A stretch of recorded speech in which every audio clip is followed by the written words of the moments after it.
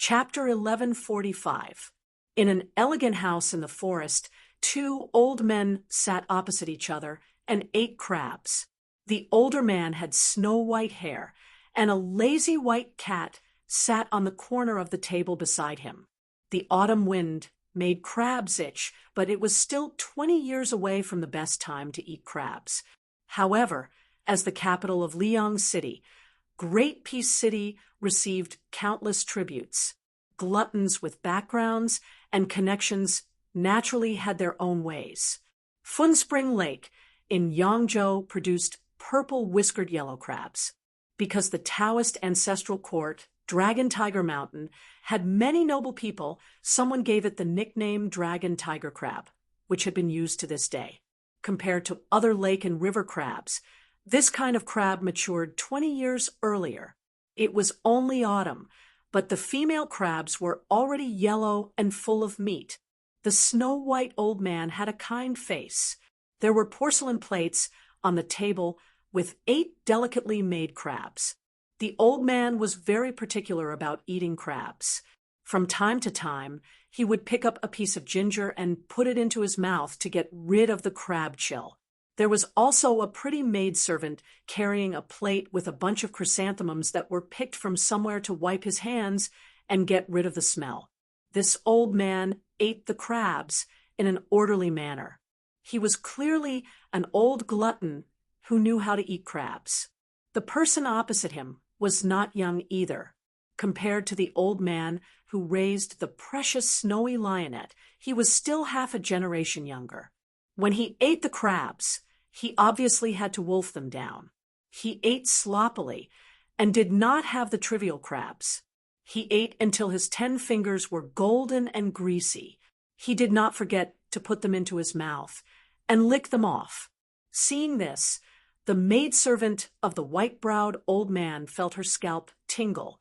However, she did not dare to show any disdain. One had to know that this old man was the world-famous Tannan, the head official of the Liang dynasty's Menxia province. If he did not change sides at the last minute, no one in the imperial court would dare to confront Grand Secretary Zhang Julu. However, the old man that she had carefully served for several years was not an ordinary person. He was the ancestor of the Yu family in Jiangxian, Yu Jiankong. Strictly speaking, even Tantanon should call him martial uncle. The maidservant felt somewhat helpless in her heart. The old ancestor had originally invited Sword Immortal Tang, she to this banquet to put in a few good words. Unexpectedly, the Minister of War, Lu Baijia, was temporarily tied up with military affairs, and Old Master Huan was unwilling to wait. The Yu clan's old ancestor also couldn't say anything. Yu Jiankong was precisely the dignified old man who was able to force Taoist Nun Huangguan to throw herself at Beiliang's heir apparent in the mountains behind Gangnam-do's Baogui Temple. It was also precisely because of him that Sword Immortal Tang Shi, a junior, was able to enter the capital and become an official, allowing Linlong's Lu clan to have its current flourishing atmosphere. After the old man finishes eating the crab, he rinses his mouth and wipes his hands. He exhales softly, and the servant girl who has taught him cleverly leaves. Yu Jiankong reached out to pet the white cat's head. He looked at Tantanon, who was casually wiping the grease on his clothes. He laughed softly and said, "Sir Poosh, when do you have time to go to Jiangnan? Let this old man do his duty as a host." Tantanon smiled and said, "Elder Yu, our relationship hasn't reached that point yet, so let's not blindly exchange pleasantries. To tell the truth, there are still a few old debts that haven't been settled yet. However, no matter how I calculate them, they're all muddled up. I, Huan Wen, have been able to deceive myself these past few years, but Elder Yu shouldn't continue to deceive others." Yu Jiankong deeply looked at Tantanon, whom he hadn't seen for over 20 years. He suppressed the gloomy feeling in his heart, like a small lotus that had just revealed its tip, and said self-mockingly, "Back then, this old man truly underestimated you and broke up a pair of mandarin ducks." This is also one of this old man's greatest regrets. Huanwen shook his arm and got straight to the point. Don't worry. Elder Yu is Elder Yu, Yu Lian is Yu Lian, and Lu Baijia is even more so Lu Baijia. I, Huanwen, am not so petty as to take my anger out on others. It's just that Huanwen can't become the Minister of Personnel, who has entered the palace 3 times. He can't compete with Zhang Lu's disciple, Zhao Yuling. I, Huanwen, am indeed one of the obstacles, but it's not because of personal grudges. It's just that Yu Lian, this wooden pillar, can't support the Ministry of Personnel. If it were a yamen like the Ministry of Revenue or the Ministry of Works, Huanwen could still turn a blind eye to it. However, if he wants to take control of the Ministry of Personnel, which is about to be raised in rank, then Yu Lian, will have to pray that thick smoke will rise from his ancestors' graves. The elderly head of the Yu family, who had been indirectly scolded, smiled. He didn't get angry, and it wasn't that he was deliberately concealing his anger. It was just that the old man, with snow-white eyebrows, really wasn't angry. Huanwen continued bluntly, the Ministry of War was incompetent and made the Guanling Road a mess, giving Chao Changqing an opportunity to easily wipe them out. I, Huanwen, have a bit of resentment in my heart. If I don't scold the Minister of War, Lu Baijia, who else can I scold? If you want to blame someone, blame him for sitting in that position. If it were Gu Jiantang or Chen Jibao, I'd scold them all the same. Of course, Lu Baijia hasn't been an assistant minister for long, and he hasn't even warmed up from the position of minister yet. He's been scolded quite wrongly this time. Even Yu Jiankong didn't know whether to laugh or cry. He said helplessly, "You don't just scold people with your mouth. You also hit people." Right now, the entire world knows that Sword Immortal Tangxi was almost kicked in the chest by you, Lord Poosh. Huanwen slapped the table and said angrily, "I'm just a bag of old bones, and I almost sprained my ankle. Who am I supposed to judge?" Yu Jiankong sighed. He didn't plan on tangling with this scoundrel over this matter. Everyone in the court knew that it wasn't important whether or not Tantanon kicked Minister Lu. What was important was that the left Poosh of the provincial governor was furious at the newly appointed Ministry of War. This would affect the entire situation.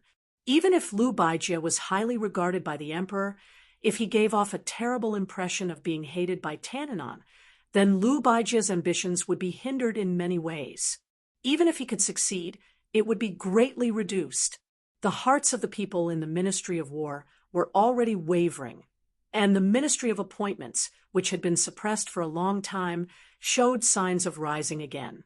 As the new leader of the Jiangnan scholar group, Lu Baijia, who had a clear reputation, originally even had hopes of reaching greater heights and not being constrained by the Ministry of War. In the end, he was kicked by Huanwen, and everything changed.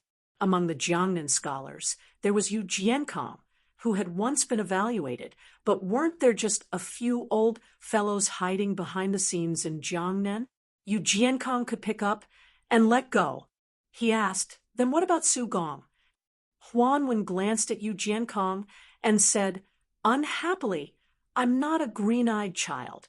It's not difficult for me to hinder someone's future, but I can't and don't want to do the work of promoting someone else. Elder Yu has picked up the wrong pig head and entered the wrong temple. Besides, with Elder Yu's decades of friendship, it doesn't seem like he needs to burn incense to anyone." In the past, the Gumu Su family was propped up by 2 pillars. The outstanding dragon General Su Gong was outside, and Su Shufei was inside. Unfortunately, because the latter was Su Zhao's eldest daughter, she was caught by the Empress and thrown into the cold palace. She probably wouldn't be able to see the light of day for the rest of her life. When she went to Changchun Palace, not only did the Gumu Su family suffer a great blow, the entire Jiangnan scholar group was seriously affected. Aristocratic families were bound together for good or ill. This had been the case since ancient times. At the time, Su Shufei had just fallen out of favor.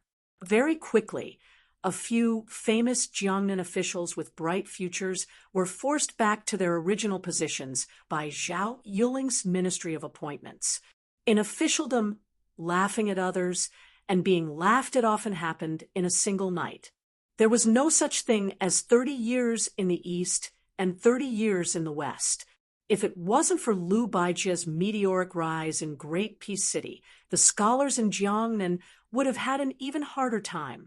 Disregarding everything else, the day Liu Baijia was promoted to Minister of War, the number of people in the guild halls in the various provinces of Jiangnan doubled.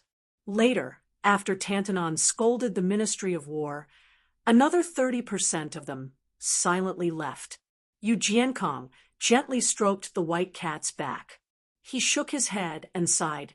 The difference between being in the palace and not being in it is like the difference between heaven and earth. Inside, if you ask someone to do something, they should be deeply grateful. Outside, asking someone to do something isn't very effective. Yu Jiankong used the pretense of interceding for Liu Baijia, but in reality, he was plotting for Su Gong's future. Because the two old men were very clear about the situation. Liu Baijia's temporary rise and fall on the stage couldn't stop the trend of this favored person. However, Dragon General Su Gong was different. The court already had an undercurrent that suppressed generals. The Ministry of Appointments promoted him higher than the Ministry of War. Gu Jiantang was confined to the northern border by a gaudy title of pillar of the country. Why were Yang Xinxing, Yen Zhenchuan, and the other military veterans in such a hurry to go down south? Wasn't it because they could see that there wouldn't be such a shop after this village? They were all trying to accumulate as much merit as possible for their descendants. If Su Gong missed this once-in-a-lifetime opportunity, it would be even harder for him to stand out in the future. In the entire spring and autumn period, there was only Su Xiao the butcher who could create his own momentum. Gu Jiantang could only be considered half a person. As for the others, even someone as ambitious and ruthless as Lu Xingxiang, no matter how talented they were, was just borrowing power. Chapter 1146. Huanwen hesitated and didn't say anything. Yu Jiankong was stunned. This fellow had never been one to drag his feet, yet he was actually hesitating about something. The old ancestor's expression immediately turned serious. Huanwen suddenly asked an inexplicable and unrelated question. Elder Yu, how many years do you have left to live? How about 15 years? Yu Jiankong couldn't grasp the mystery and could only tell the truth. He smiled and said, I don't dare to think too much about 15 years, but I definitely won't be able to lie down in a coffin within 10 years. Huanwen nodded and said in a deep voice, All right, then Huanwen, will make an exception and help Su Gong say a few words. Within 3 years, I will definitely make him a general with real power. To be honest, if we follow the way you Jiangnan scholars operate, Su Gong won't be able to get promoted. Only death awaits him. As repayment, Yu Jiankong will have to write 2 words for someone before you die. Yu Jiankong frowned and was somewhat puzzled. Huanwen used his finger to write 2 words on the table, then stood up and left. Yu Jiankong looked at the empty table without any words and didn't send Tantanan off. After a long silence, he sighed and said, Bai Yan, with such a good friend, what is there to be afraid of in death? The Bei Mang Empress was far more open-minded than any man in the world. She allowed the Southern Dynasty to form its own imperial court.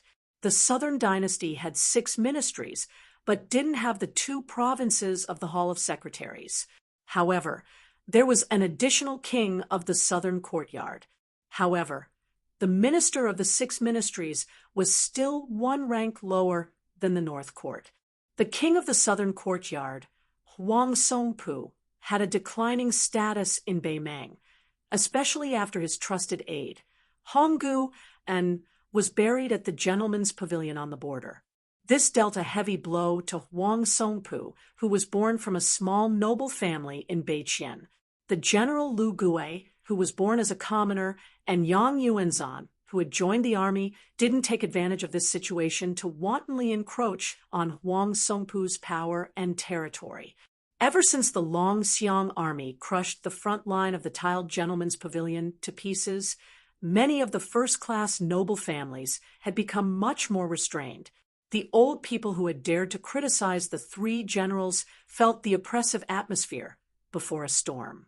They no longer spoke carelessly about how they didn't even need 100,000 soldiers to overturn Bailiang. The Southern dynasty had profited from the disaster.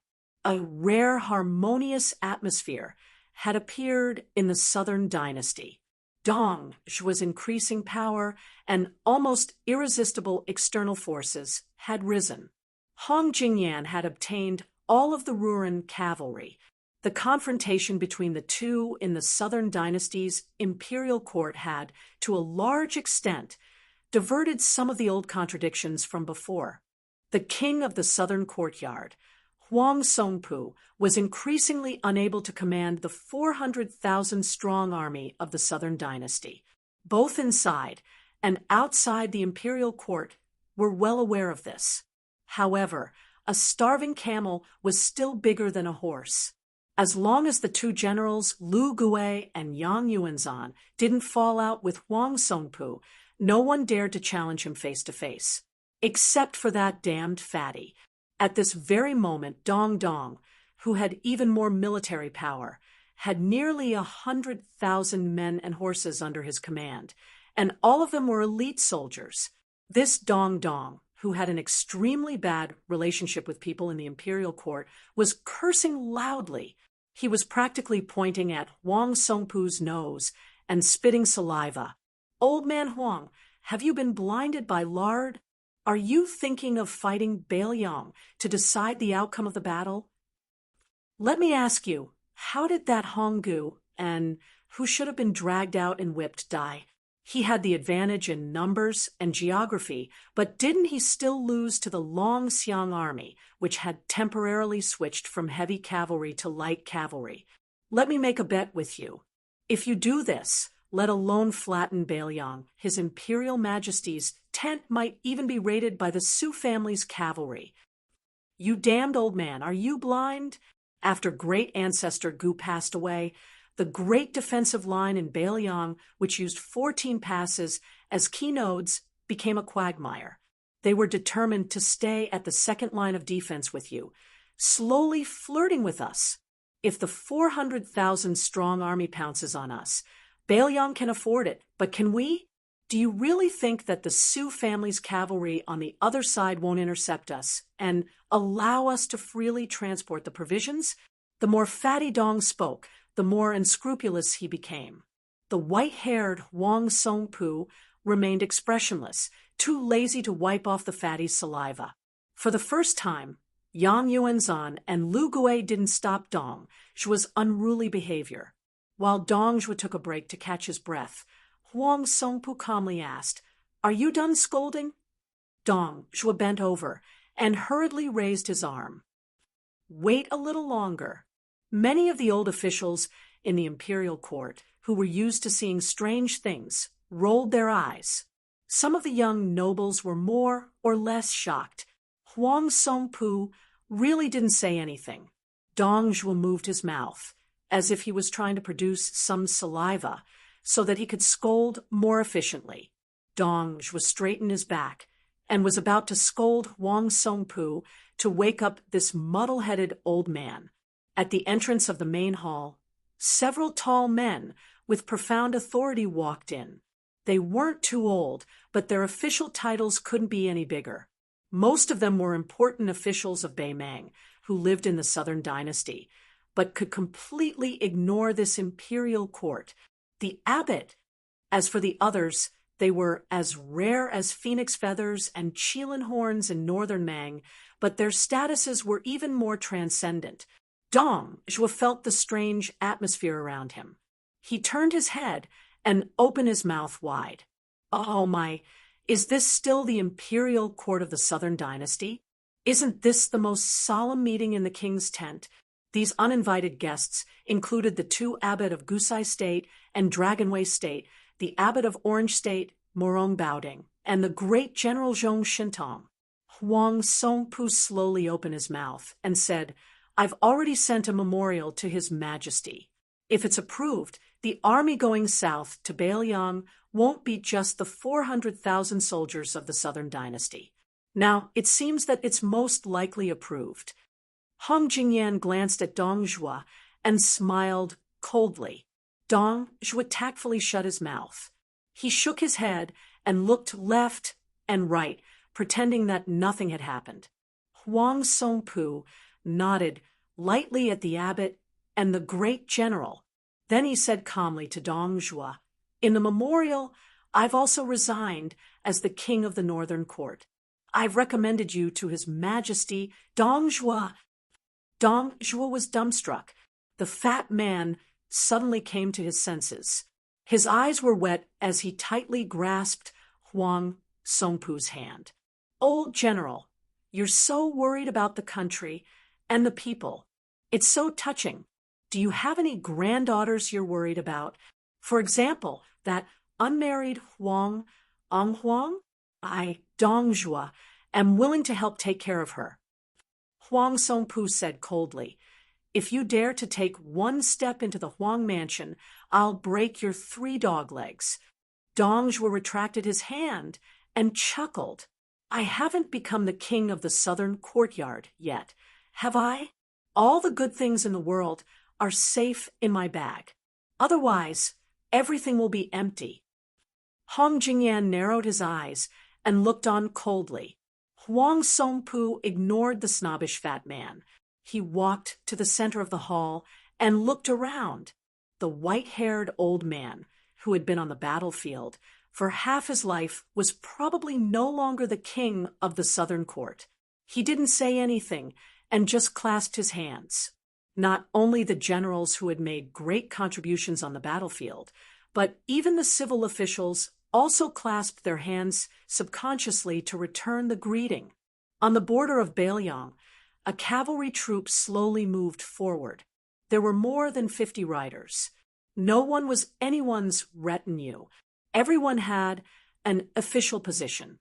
Among them was the Beiliang governor, Chu Lushan, Beiliang's cavalry commander, Yuan Suozong, infantry commander, Yan Wenluan, as well as the infantry and cavalry deputy commanders Ancestor Gu, Zhou Kong, He Zhonghu, and Chen Yanshui, Su Zhao's second son, Su Longxiang, Liangzhou General Shi Fu, Lingzhou General Han Lao's Han, Yuzhou General Huang Fucheng, as well as Wang Zhi and Jiao Wui and a few new deputy generals.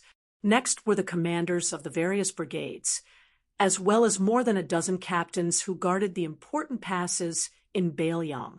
Tongguan Captain Wei Zhuqing, Xian In Horse, Weak String Captain Li Maozhen, Fengqiu Captain Zhu Boyu, North Country Captain Ren Chunyun. There was also a large group of newly promoted border captains. Without exception, they were all strong men around 30 years old. They all had military achievements, and their eyes were resolute.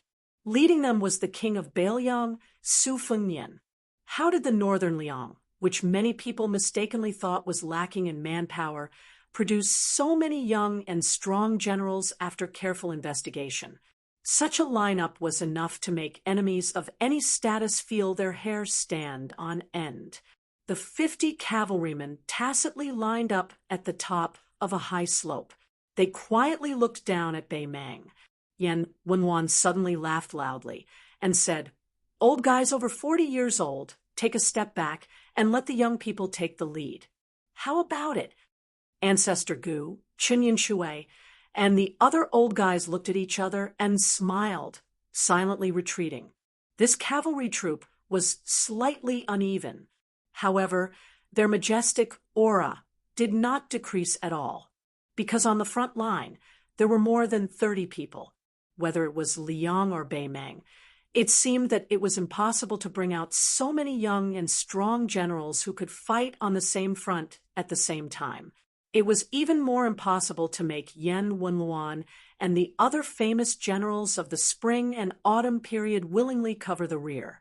The young king, holding an iron spear, used the tip of the spear to draw a horizontal line on the ground at the same level as the front horse's hooves.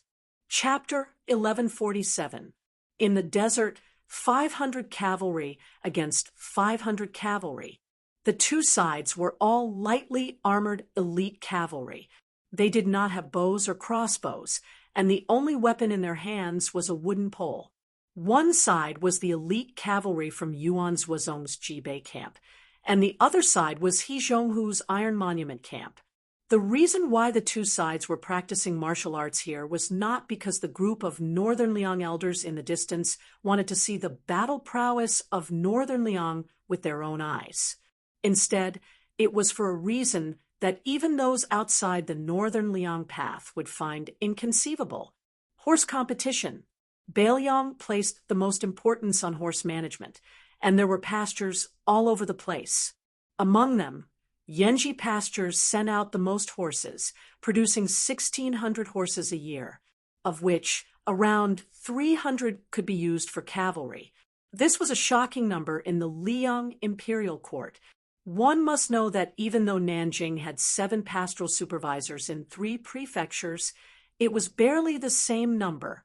Of course, the pastures in the south of the capital were inferior, and the horse management was poor. Beiliang's Xianli pastures were the best. Over the years, the number of horses allocated to the elite cavalry units of Northern Liang had never changed. However, the quality of the war horses sent from the various pastures was very particular. Even when Huaihua's great general Zhong Hangu held the power of the cavalry, he could not control the allocation of good horses. He had to follow a rule, and that was that every cavalry in Beiliang had to fight in pairs.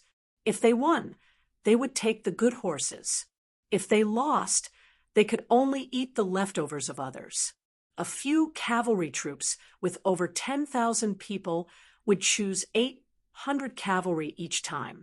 Another cavalry troop with similar combat strength would choose elite soldiers and fight each other.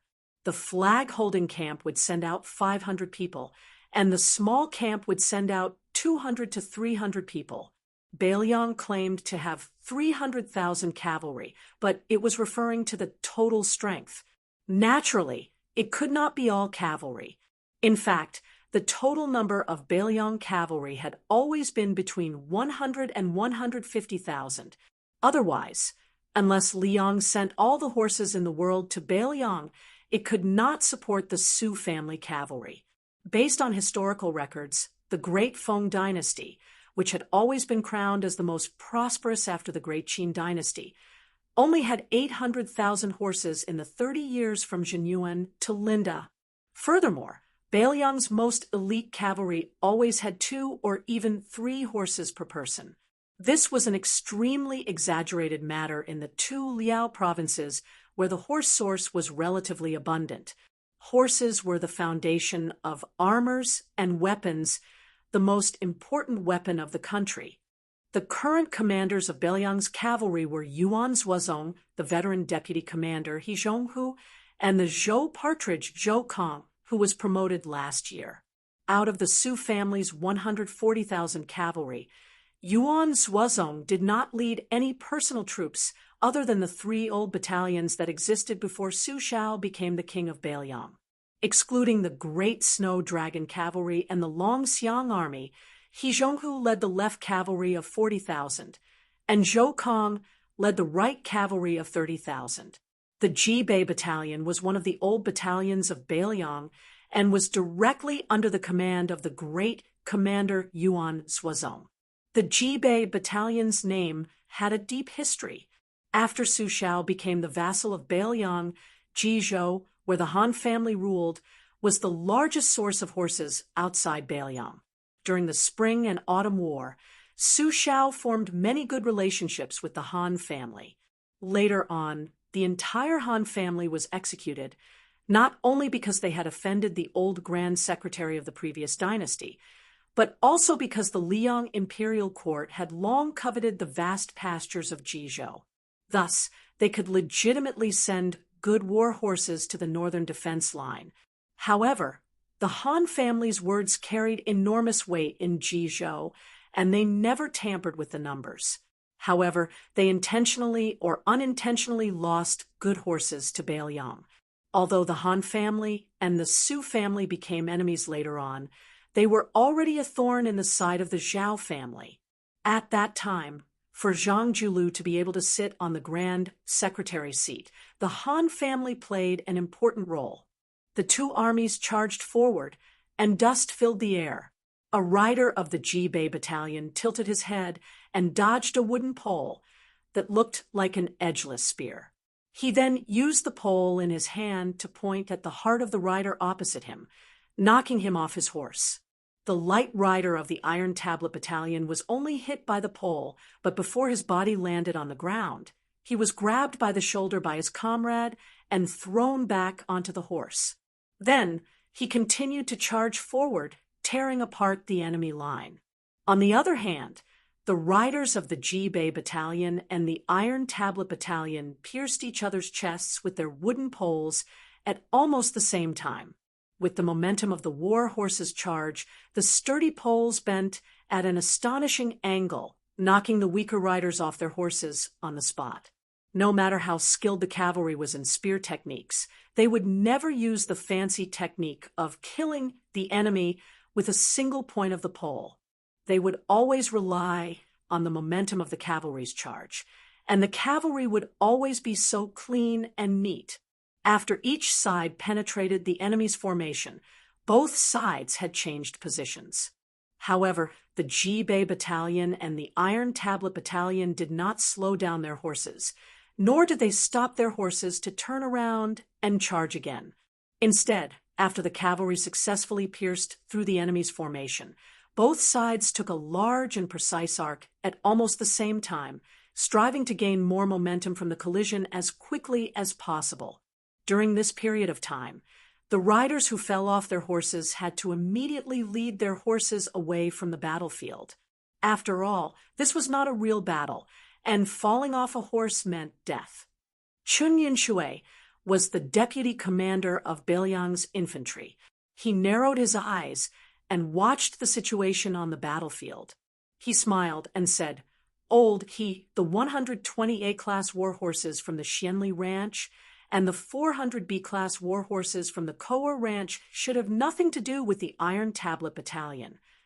Hizhong was calm and said calmly, "This is just a charge. If we were at a disadvantage in the early stages, we would have lost. You, Chun Yinshui, would have died 7 or 8 times in the Battle of the Western Wall." Chun Yinshui laughed and said, "How can it be the same? The Iron Tablet Battalion is fighting against the Jibei Battalion, one of the best elite troops in Beiliang. They are not the hotheads from West Chu." Hizhong suddenly sneered and said, "Old man, why don't we make a bet? If I win, you will give me that yellow parasite scout. How about it?" Chun Yinshui laughed and scolded, "I only have 4 yellow parasite scouts in total, and they are all my treasures. I won't make this bet. I definitely won't. Also, why don't you say what you will do if you lose?"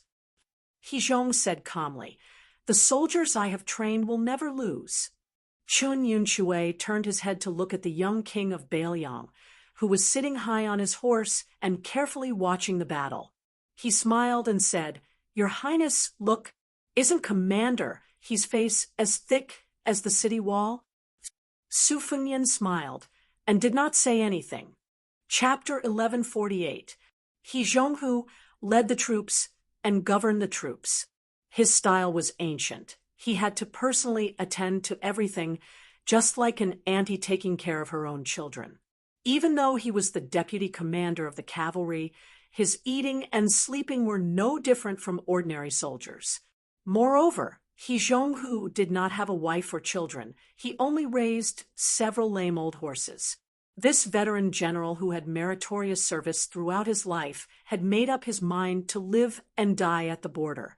If it was based on military merit and seniority, Zhong Hongwu simply wouldn't be able to sit on the cavalry commander's position. It was just that He Zhonghu had never formed a faction and always maintained a gentleman's friendship with Wei Taizhan and those old generals who had already withdrawn from the border. He also didn't like to rope in large numbers of young and strong generals to be his students and direct subordinates. He was the one who had been the deputy commander for the longest time in the Beiliang army. He Zhonghu did not have a distinctive style in leading the army. He rarely seized a big victory. However, in the 30 years of military service, He Zhonghu had almost never suffered a crushing defeat. Li Maozhen, who was known for his experience and wisdom, used to be a subordinate of He Zhonghu. However, Li Maozhen was famous for his addiction to being an officer. He had followed He Zhonghu for many years and was often manipulated by Zhong Hongwu's henchmen. Li Maozhen left the border army and returned to Beiliang. He asked Su Xiao for the position of guerrilla general. Chun Yin-Chui continued to fan the flames.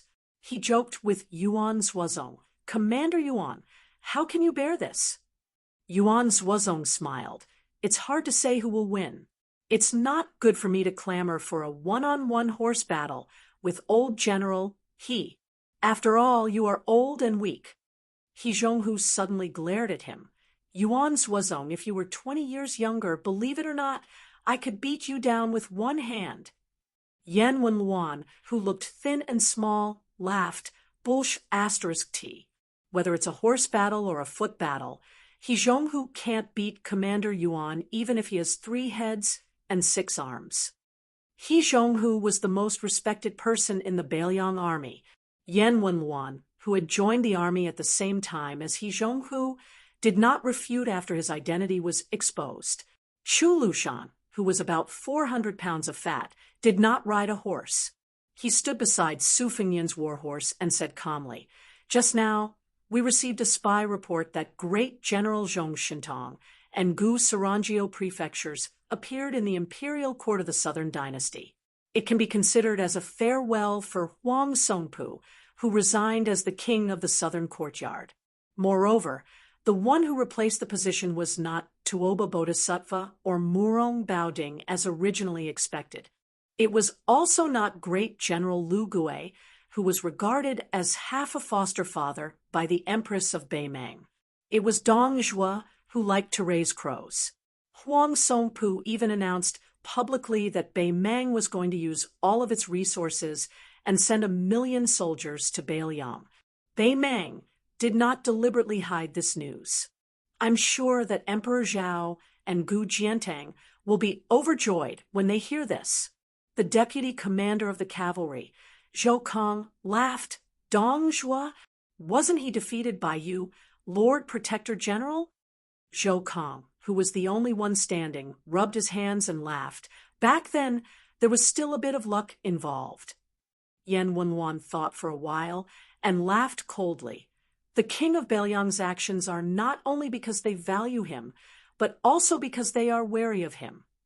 Chu Lushan nodded and said slowly, "Little Fatty Dong has always been treated as half a son by that old woman. It would be more reassuring to hand over the military power of the Southern Dynasty to a young man like him who doesn't have a deep foundation."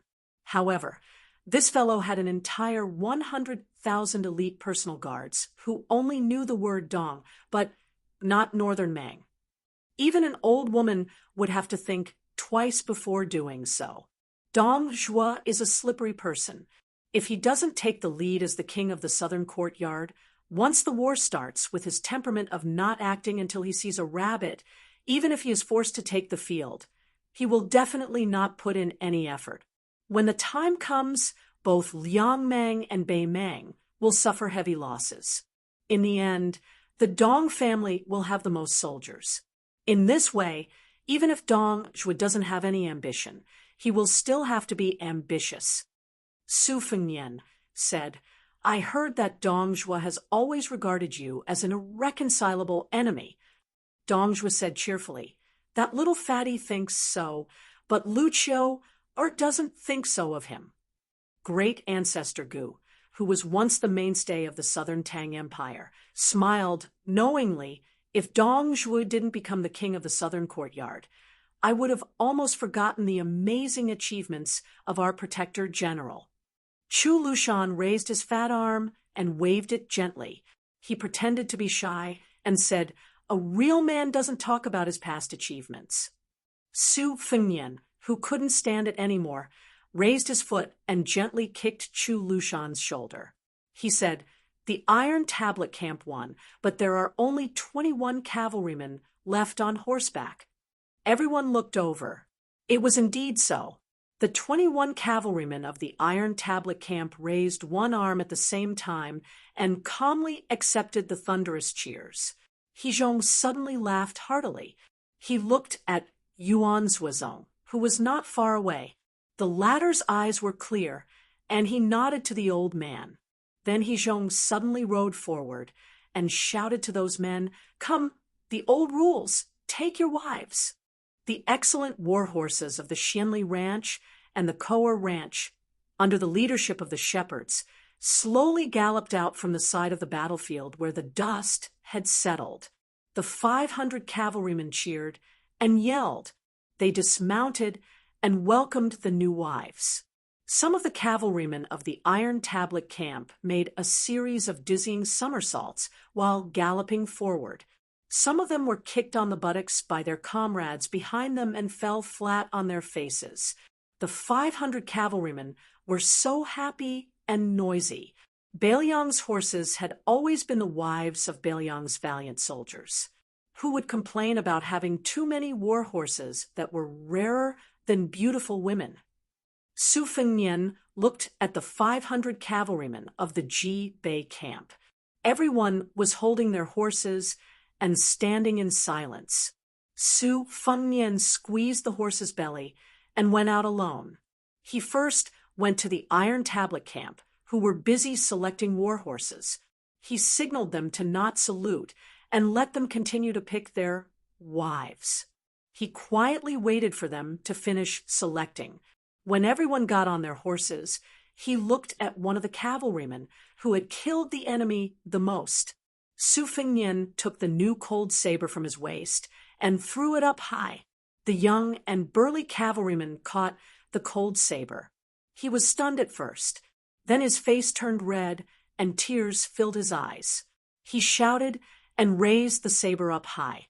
Su Fengnian still rode forward. He came to the front of the Ji Bei camp and dismounted. He led the horse forward and handed the reins to the leading cavalryman. Chapter 1149. In autumn, Su Fengnian's trip to the north took about 20 days. Most of the time, he strolled leisurely around Jinyuan, Qinghe, Zhongzhong, and Huaiyang. During this period, Yan Wenluan, Chen Yinshui, and a few other veteran generals with heavy military duties gradually left. Then, Han Lao's Han, Huang Fuqian, and the other provincial generals and deputy generals left for the south. Then Wei Shaking, Xian Ma, and the other captains who had real power in the territory left. Finally, it was the turn of the second-line border army generals and captains who were not stationed here. Huang Laifu, the lieutenant of Huaiyang, wanted to give up his official residence, but the governor-general, who was always fond of extravagance, did not agree. Instead, he casually bought a residence from a big family in the pass. It was said that after receiving the 3,000 taels of silver, the head of the family could not sleep well for several days and repeatedly wanted to return the money to the governor-general where Lu Qiu was in charge. Unfortunately, the governor-general ignored him.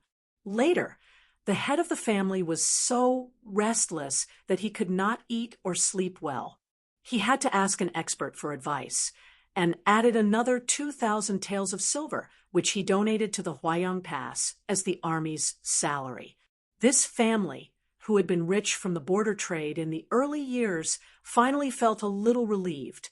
However, they still secretly moved to a Wubao residence dozens of miles south of the Huayang Pass. Chu Lushan's fierce reputation was evident.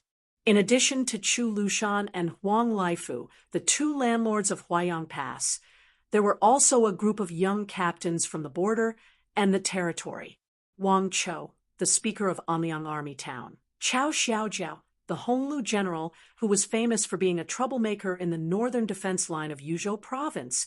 Hong Xinjia, the real person in charge of many Wu forts in Yuzhou province. Zhu Boyu, the Fengqiu commandant of Lingzhou province. And Ren Chunyan, the North Country captain who came from a poor family. Both of them performed outstandingly in the Battle of Fuding in Lingzhou province. Huang Xiaokuai, the Pearl commandant of the vanguard, was promoted to the deputy general of Lingzhou province and assisted Han Laozhan together with Wang Zhi. However, Huang Xiaokuai did not follow the order to go to the north this time. Instead, he was replaced by Jiao Wui.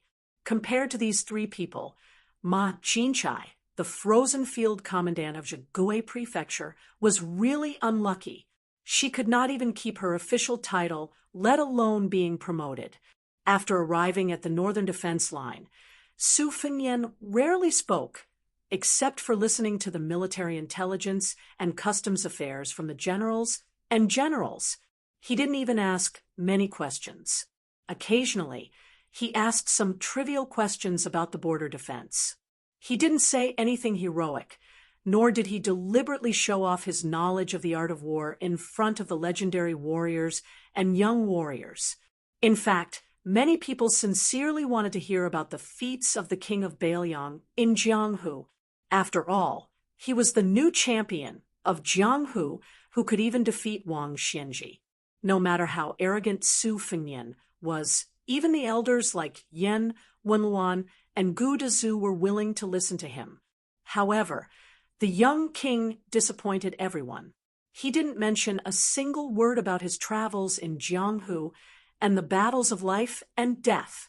After Su Fengyan ascended to the top of Jianghu, in addition to the hidden ambush at Iron Gate Pass, the deeds of killing Diwu Raccoon, the master of Mount Tibbing, and Han Jiaoxi, the killer cat, also began to quietly spread in the imperial court of Liang. A group of people walked to the top of the city wall. Among them, Chao Xiaojiao, who was newly conferred the title of Honglu General, was a short and vigorous middle-aged man. He had a good reputation in the eastern defense line of Bailiang in the north of Yuzhou and had accumulated enough military merits. However, because he repeatedly offended Zhong Hangu, the great general of Bailiang, he didn't even get the title of a general. After Zhong Hangu fell, Su Fengyan specially asked Bailiang to keep an eye on him for about half a year before he decided to promote him. Of course, Chao Xiaojiao was not a perfect person. He had a strong desire to kill and was ruthless in his management of the army. Many of his subordinates violated the rules and even embezzled the salary of the border guards. Zhong Hangu used these reasons to keep Chao Xiaojiao in the position of a small lieutenant. Chao Xiaojiao was like a sharp blade that could hurt others, but he could also hurt himself. Su Fengyan's use of this person was not without criticism in the Bailiang army. Even the old General Chun, Yun Chue, had some objections. As for Hong Xinjia, who was a full head taller than Chao Xiaojiao, his reputation was much better. Bailiang had a lot of hereditary military records in the Wu Castle. The gourd mouth area was especially prominent. The king of the southern courtyard once said that even if Beimang threw in 160,000 soldiers, they might not be able to fill it up. More than half of this could be attributed to Hong Xinjia's achievements. He was only mediocre when it came to leading troops in war, but whether it was managing the military affairs or building the Wu castle system, he was one of the few geniuses in the Liang dynasty. He was also a master of investigation and knowledge. Gu Jiantang valued this person a lot. When he was in charge of military affairs in the northern region, as the Minister of War, it was said that the general had secretly asked Zhang, Lu, to bring Hong Xinjia to the Liao and improve the defense line. After the request was rejected, there was even a ridiculous attempt to mobilize Zhaogo to kidnap Hong Xinjia. Walking to the top of the city wall, Su Fengnian looked to the east with his hands folded in his sleeves. He suddenly turned his head to look at Hong Xinjia, who was a block away from him.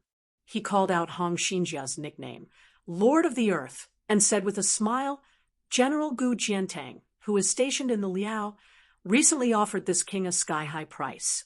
He promised that as long as he handed over the title of Lord of the Earth, he would help Bailiang get 30% more grain and 300,000 taels of silver from the imperial court. He also promised that you would be promoted by 3 ranks. You are only 1 step away from becoming a duke. Hong Xinjia grinned. First of all, it doesn't matter if I want to go or not. Second of all, I really don't care about the title of Lord of the Earth, as long as I can get things done. I've managed the Gourdmouth area for more than 10 years, and I can't bear to leave. Su Fengnian shook his head. Tell me the truth. Chapter 1150. Hong Xinjia's face, which was as dark as charcoal due to years of exposure to the sun and wind, could actually be seen blushing. Chao Xiaojiao immediately mocked. Old Hong fears nothing but his wife. His wife is an auntie from Yanji County. She's such a beautiful flower, and she's stuck on top of Hong Xinjia, this black cow dung. Last year, she even gave birth to a big fat son for him. How could that woman be at ease with her man going to Liyang to be a high-ranking official? We used to say that the woman's words were more effective than a general's. As for the imperial edict from the imperial court, even if it really reached the Hong residence, wouldn't that woman directly throw it into the latrine? Isn't that right, old Hong? Hong Xinjia elbowed Chao Xiaojiao's ribs. The latter didn't block it and rubbed it with a mischievous smile. You hit me, right? The prince also saw it with his own eyes. I won't pay back the 28,000 taels of silver I owe you. Hong Xinjia, who was close to Chao Xiaojiao, widened his eyes.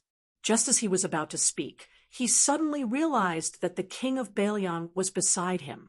He forced himself to swallow back the family scandal that he almost blurted out. Su Fengnian dismissed it with a smile. He didn't follow the vine to get to the melon and get to the bottom of it. Chu Lushan frowned imperceptibly. Su Fengnian looked at the sky and said jokingly to the group of generals and lieutenants around him, You guys go back to your homes and find your mothers. When they walked down the city wall, Chu Lushan approached Su Fengnian and asked in a low voice, Deploy 500 elite cavalry to protect the prince. Su Fengnian, who was followed by his eldest disciple who was a burden, shook his head. Chu Lushan didn't dare to make a decision on his own. At most, he could only secretly add more people. He quickly calculated in his mind.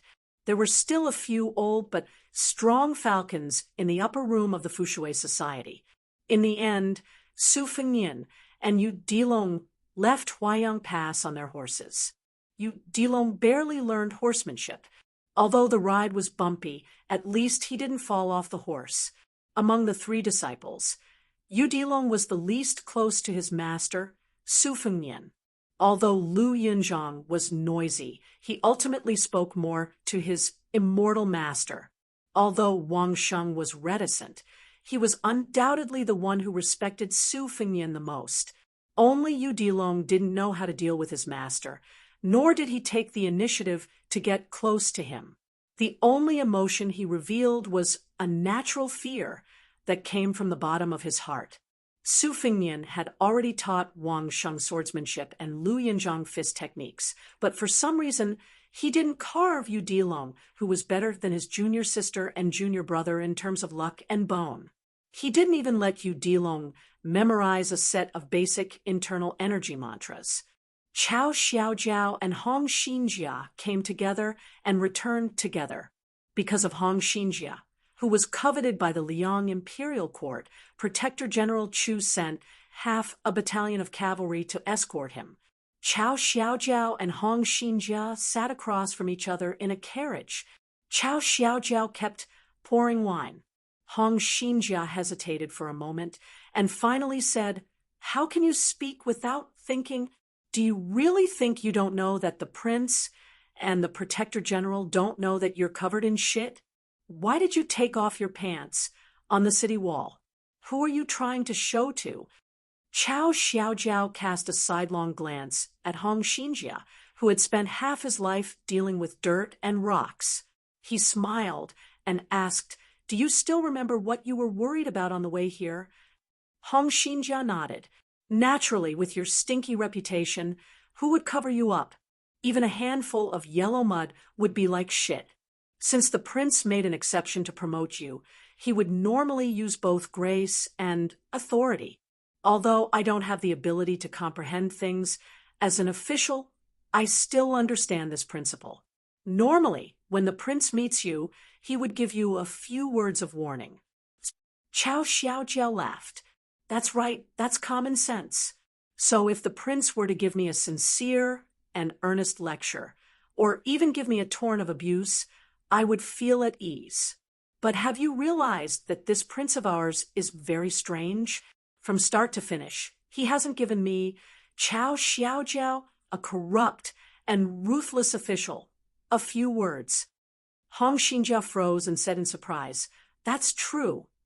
Qiao Xiaojiao raised his sleeve to wipe his mouth. "That's why I'm afraid. Otherwise, I wouldn't have dared to provoke the prince in front of Demon Chu on the city walls. If that wasn't a slap to Chu Lushan's face, who else would it be?" Hong Xinjia was even more confused. With a blank expression, he asked, "Then if you offend Protector General Chu, won't you also be made to suffer in the future?" Qiao Xiaojiao slowly drank a mouthful of wine. "Old Hong, don't worry about it. You wouldn't understand even if I told you. You're just fated to deal with dead things like dirt and rocks. Don't get mixed up in this mess." Hong Xinjia smiled. "No matter what, a promotion is a good thing." Qiao Xiaojiao said in a muffled voice, "I, Qiao Xiaojiao, will display my abilities according to how high an official I'm given. But if anyone wants me, I'm willing to give up my life. Don't even think about it. There's nothing in the world that's more valuable than life.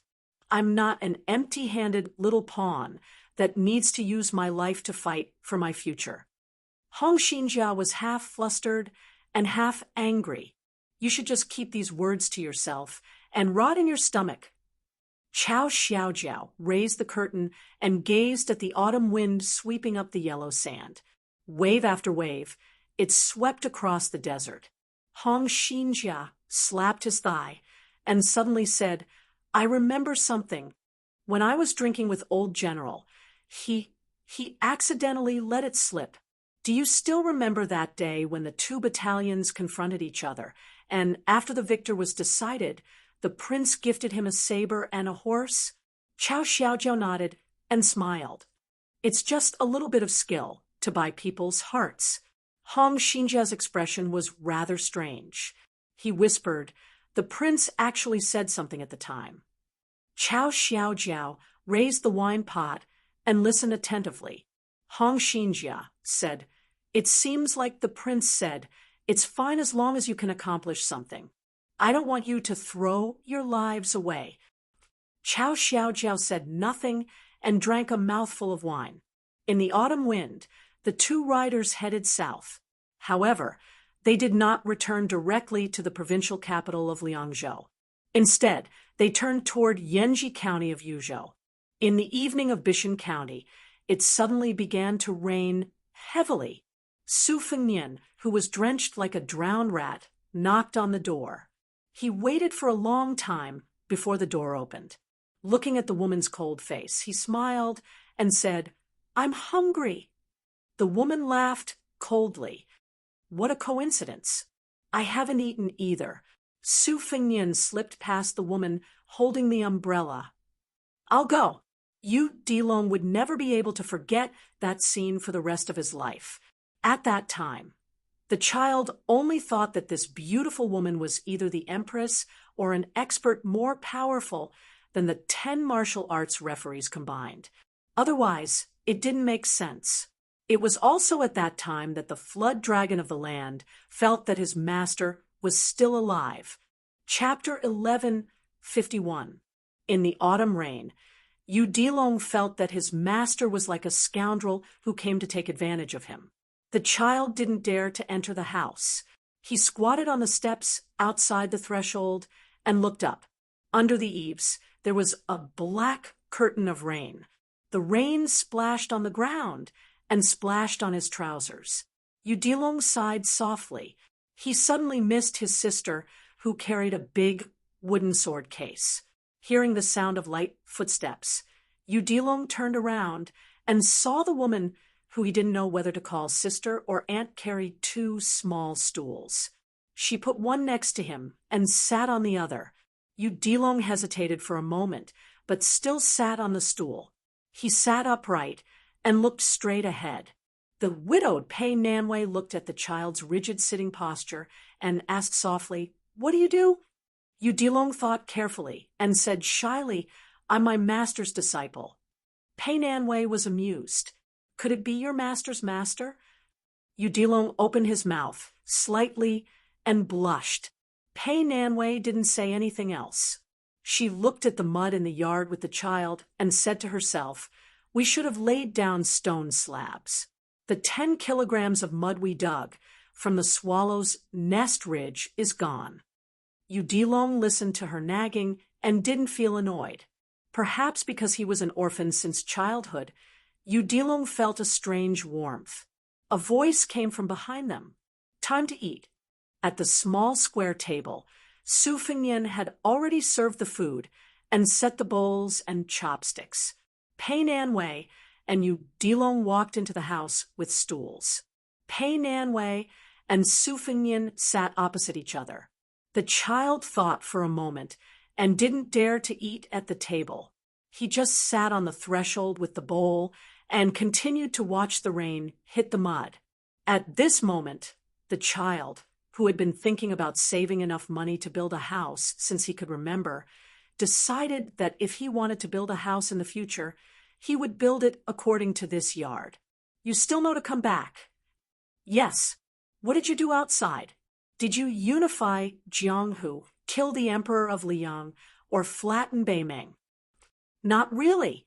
But haven't you heard the news? What should a commoner hear? I went out and fought with Wang Xianji and luckily survived. After that, he made a trip to the Eastern Sea's Martial Emperor city and took away all the weapons. On the way back to Beiliang, I met great-grandpa of the Wu family's sword tomb. After staying at Mount Qingliang for less than a day, I ran to the north of Liangzhou and finally sat here to eat with you. How busy? It's just that I didn't earn enough money to bring it back. Was the bag of rice that Zhu Zhengli carried here last time? You're eating so little, but I don't see you losing weight. It's time to grow fat again, so take it easy. If you're skinny, you can still wear old clothes, but it's just a little looser. If you're fat, you'll have to spend more money." "Pa!" A loud sound rang out. Yu Dilong quickly turned his head and saw her slamming her chopsticks on the table. "The Bishan County Yamen has already stopped your salary. I went to get it at the beginning of the month, but they refused to give it to me. He also said that you took a leave of absence for no reason and went to Mount Wudang to relax." When Yanji County's governor heard this, he was furious and seems to want to remove you from your position. Go get it again, and try again. Are you sure you won't make a wasted trip? If you can't get it, then forget it. My monthly salary is less than 10 taels of silver anyway. Pa, this time it was a slap to the bowl. Yu Dilong suddenly felt like laughing. After that, Su Fengnian washed the dishes. To Yu Dilong's surprise, his master didn't stay in this small county for long. After freeloading for a meal, he left in the rain. The woman didn't ask him to stay, but before they left the house, she took out a rain hat and a straw raincoat woven from bamboo leaves. She didn't give them to Yu Dilong's master, but gave them to the child and told him to put them on without any explanation. Yu Dilong timidly looked at his master. Su Fengnian dismissed it with a smile. The two horses' hooves trampled on the bluestone floor of the alley. Because it was a rainy night, the sound of the horses' hooves was muffled and didn't attract much attention. Although Yu Dilong's body was thin and weak, his bones were abnormally strong. Wearing the rain hat and the straw raincoat didn't seem heavy or cumbersome at all. It was just that they didn't fit him and looked really funny. Yu Dilong turned back to look at the courtyard. He didn't know why, but the child didn't rely on Bailiang Palace at all. He also didn't treat it as his home, but he felt close to this simple courtyard. He also had a strange thought in his heart that he couldn't tell anyone. It would be great if the woman was his mother. Yu Dilong gathered his courage and shouted, "Master!" Su Fengnian slowed down the horse and looked at the child with big eyes with slight confusion. Yu Dilong was quick-witted. He swallowed the words that were about to come out of his mouth and asked, "Where are we going?" Su Fengnian indifferently said, "Mount Wudong. I'm going to a paradise there to stabilize my body and spirit." Since Yu Dilong could see the strength of Wang Sheng and Lu Yunchang's qi, he naturally knew a secret after spending so much time with his master. His master's qi had been declining. Simply put, his master's martial cultivation was like a bamboo basket that kept leaking water. If he didn't fix it quickly, there wouldn't be a drop left. It might even cause irreparable damage to the basket itself. This was also why Chu Lushan had asked for 500 cavalrymen to protect him at Huayang Pass. He had fought to the death with Wang Xianji, killed Zhao Huangchao, attacked Wu Wu City, and fought against Wu Jian. Su Fengnian's strength was declining day by day at different stages. If it weren't for this, the great-grandpa of the Wu family sword tomb wouldn't have taken the extra step of pretending to block Su Fengnian's way at the border of Yuzhou and River Province. Chapter 1152. Yu Dilong's face suddenly turned solemn. He turned his head and shouted, "Master!" Su Fengnian nodded and took the lead to stop the horse on this secluded muddy road. Yu Dilong's eyes widened as he saw the uninvited guest 100 feet away. It was a barefoot young woman in white. According to common sense, with the downpour, her clothes should be soaked, but her feet were a few feet above the ground. Her clothes fluttered, and there was a white rainbow behind her that formed a supreme mysterious body of a bottle. In this way, the radiance she emitted was like a full moon that had descended to the human world. Yu Dilong suddenly felt like he was facing a great enemy. Although the woman's aura was not as fierce and frightening as that of the Bailiang cavalry commander, it was more profound and lasting.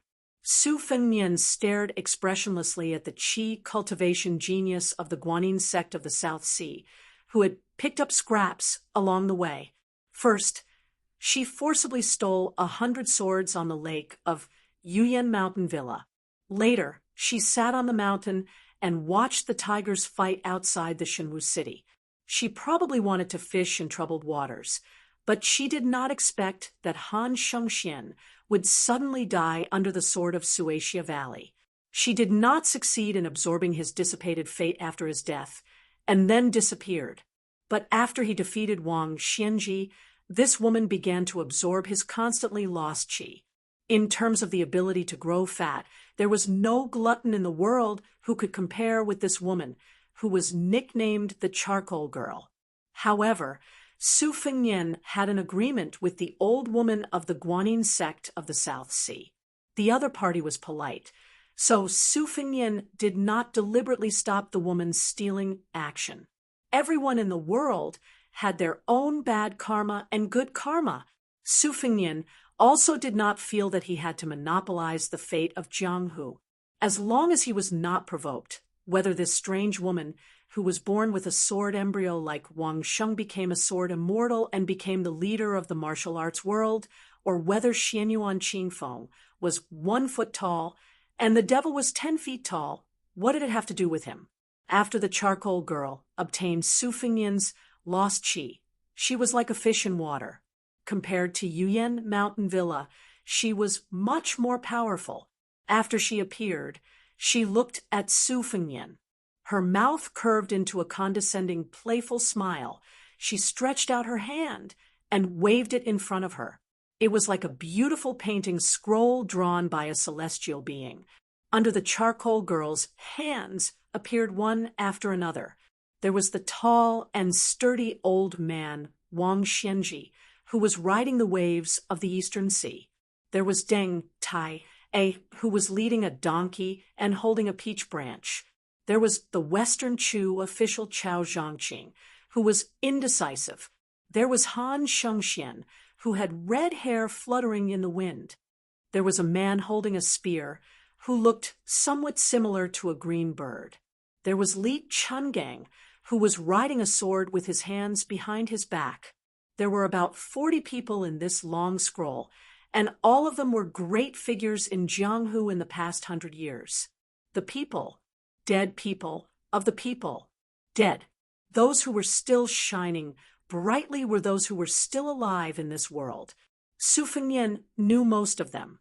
After the scroll was unfolded, he was ranked second. The third was Tuoba Bodhisattva. It was just that the positions of those who had passed away did not change, but the portraits of those who were still alive in the mortal world began to quietly change their positions. The most obvious change was undoubtedly that Tuoba Bodhisattva had squeezed out Su Fengnian's second place and became the second person on the left of the scroll. Among them, Huang Sanjia suddenly appeared on the list, showing an unknown scene. Moreover, the color of this spring and autumn demon was different from the black and white of the others. After the charcoal girl revealed this skill, she giggled and said, "This is the treasure of our Guanyin sect. Not only can it subdue demons and devils, it can also summon gods." Back then, my master, yes, the one who was defeated by Li Chungang, should have used this to shine in the spring and autumn period. Su Fengnian said calmly, "I know. It's the land pilgrimage painting." The charcoal girl said, "Wow, Su Fengnian, you've even heard of this?" Su Fengnian was silent. The charcoal girl of unknown origin smiled and pointed at the person on the top of the scroll with her slender finger. "Su Fengnian, don't you want to know who this person is?" Su Fengnian shook his head. The girl in white narrowed her eyes and said to herself, "Everything has its vanquisher." Back then, the nameless Taoist sealed the invincible Gao Shulu. The Taoist mansion of Longhu Mountain suppressed the devil Lu Songtao of Zhulu Mountain. Wang Xianji suppressed Li Chungang. In the end, you subdued Wang Xianji. Then, aren't you curious who's going to subdue you? Su Fengnian frowned. The charcoal girl was slightly surprised. She looked at a fresh portrait that appeared out of thin air in the scroll. She glanced at the earth dragon, then stared at Su Fengnian and continued, "Su Fengnian, don't you want to know who Qi Xianju and Hong Shixiang, who are also the reincarnations of Ancestor Lu, suppressed when they were born?"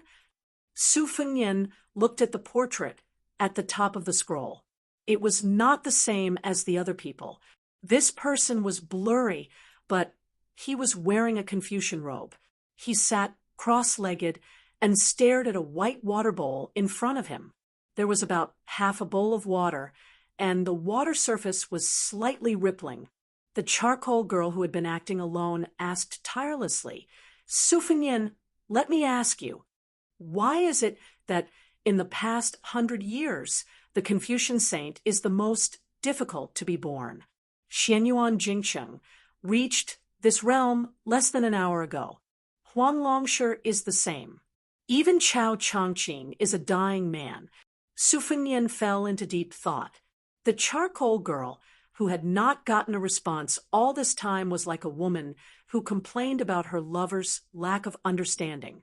She stomped her feet and complained, "Su Fengnian, will you die if you answer me?"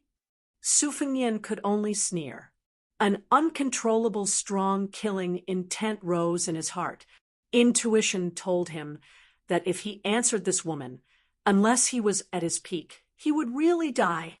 Chapter 1153. The charcoal girl looked at the young vassal king, who had made up his mind to practice silent meditation. She did not give up and tried to goad him. "Su Fengnian, you were once the most powerful warrior in the world. Why are you afraid of competing with a little girl?" Su Fengnian stared at the Confucian scholar, who had placed the bowl in front of him. He understood that the charcoal girl's words contained too many tricks. He could ignore half of the truth. This person was more likely to be the one who could restrain Huang Longshi. Otherwise, the devil Huang Sanjia would not have been so secretive and unwilling to enter the realm of terrestrial immortal. As for the one who really wanted to subdue him, it was most likely the charcoal girl herself. Nurturing qi, gathering fate, occupying fate, and finally achieving the grand qi phenomenon. Step by step, step by step. The charcoal girl's seniority in the Guanyin sect of the South Sea was even higher than that of the old woman. Moreover, she had a sword embryo. Her fate was not bad. Moreover, she had picked up the fate left by Su Fengnian. It could be said that she was blessed with fate. If she could get rid of Su Fengnian here and accept him completely, it was not impossible for her to become an unprecedented terrestrial deva. The Tide Listening Pavilion had collected countless rare copies of martial arts manuals. There were also many classified secret files that recorded the secrets of various sections. The Guanyin sect was the best place for qi cultivators in the south. However, the Tide Listening Pavilion still could not find any information about the chart of immortal pilgrimage. However, Li Chungang, who had personally beaten the charcoal girl's master back to the sea, had mentioned that the girl's martial arts were only outstanding, but her swordsmanship was not top-notch. Even when facing him, she was not willing to use the trump card of a qi cultivator. Therefore, her journey in Jianghu was strange. She met many martial arts legends and young talents. She cast a wide net to catch more fish just to get familiar with them. She must have had an ulterior motive. When Su Fengnian first heard the charcoal girl's long-winded words, he did not pay much attention to what she said. He was more concerned about the reason why Dong Tai drowned the Guanyin sect with his sword. However, when the charcoal girl called out his name for the second time, Su Fengnian immediately became alert. Since then, she had to mention the name Su Fengnian almost every time she spoke. This made Su Fengnian even more cautious. Moreover, because of Gao Shulu's mountain ceiling talisman, he thought of the world's talismans.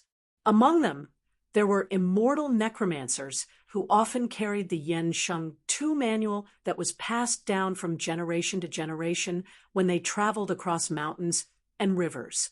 They were familiar with the names of the immortals and ghosts in the world. If they met gods, they would worship them and obtain opportunities. If they met evil, they would kill them and accumulate good karma. Therefore, every time they met a mountain elf or a ghost, they would call it by its name and supplement it with incantations. Those with high cultivation could follow the teachings of their founding ancestors and recite the secret incantations that were originally hidden in the heavens. Immediately, they would trigger the Tianji purple thunder to kill it. The charcoal girl was about to speak when Su Fengnian took the initiative to speak for the first time. He asked, "Your actions are contrary to the original intention of your sect." On the lake of Yuyan Mountain Heights, the old woman said that she would bring a large number of qi cultivators to the battlefield at the border of Bailiang. "If I die, you will lose your life-saving talisman. It is inevitable that there will be complications. Aren't you afraid of being caught by the sect? The charcoal girl smiled wittily and said, when a general is outside, he can't obey military orders. The charcoal girl clearly felt the killing intent of the man on horseback. She smiled and said innocently, a good man doesn't fight with a woman. Moreover, you are the king of Baelyang. Don't lower yourself to my level. I will leave now. I will not dare to provoke you in the future. I will obediently stay on the isolated island in the South Sea. When you die, I will come back to the land. Su Fengnian bent down and stroked the horse's mane. The charcoal girl's face changed dramatically. She said anxiously, Su Fengnian, can you be more magnanimous? In the distance of more than 10 feet between the two, a still rain curtain condensed. It was visible to the naked eye. It was like a gate falling from the sky, constantly moving toward the charcoal girl. Su Fengnian gently clenched his fist. Although there was no rain curtain behind the charcoal girl, thousands of raindrops shot toward the girl's back. The charcoal girl drew an arc with 2 of her fingers. The character scrolls circled around her in a circle. She stared at the man, who was supposed to be mature, but had lost his temperament. She said in fear, Su Fengnian, you deliberately tricked me? Countless soybean-sized raindrops hit the scroll rapidly. The rain curtain containing violent sword intent tilted and collapsed in front of the charcoal girl. Su Fengnian gently squeezed the horse's belly and slowly moved forward. This Baelyang A-class warhorse stepped on the path of the rain curtain and gradually moved to a higher place. It was high enough to overlook the charcoal girl who wanted to take advantage of the situation. Every time the horse's hooves stepped on the ground, the scroll around the charcoal girl trembled.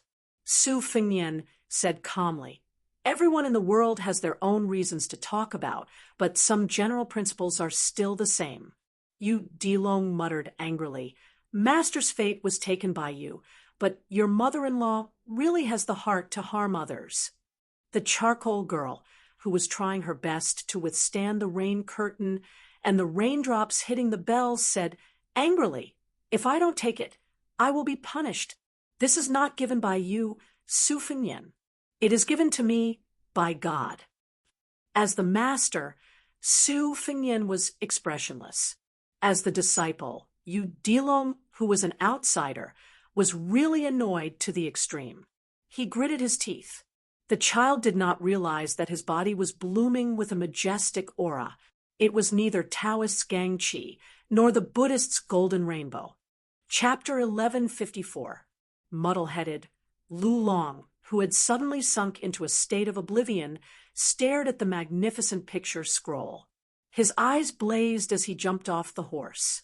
This child ran faster and more nimbly than a runaway wild horse. He even broke through the thick and heavy curtain of rain. Reaching out his arm, he grabbed Wang Xianji, who had a dark color on the picture scroll, and pulled her back. The charcoal girl was not enraged by this strange child's interference. Instead, she was pleasantly surprised. His intrusion was probably because Su Fengnian was worried that the child's body and mind would be hurt by the rain, so he relaxed his defense. As a result, the charcoal girl, who was trapped, had a slim chance of survival. However, just as she was about to use her mind to take the picture scroll back, she suddenly realized that the immortal atlas she had nurtured for many years had been easily snatched away by the child. The charcoal girl's vision turned black. She was so angry that she almost fainted.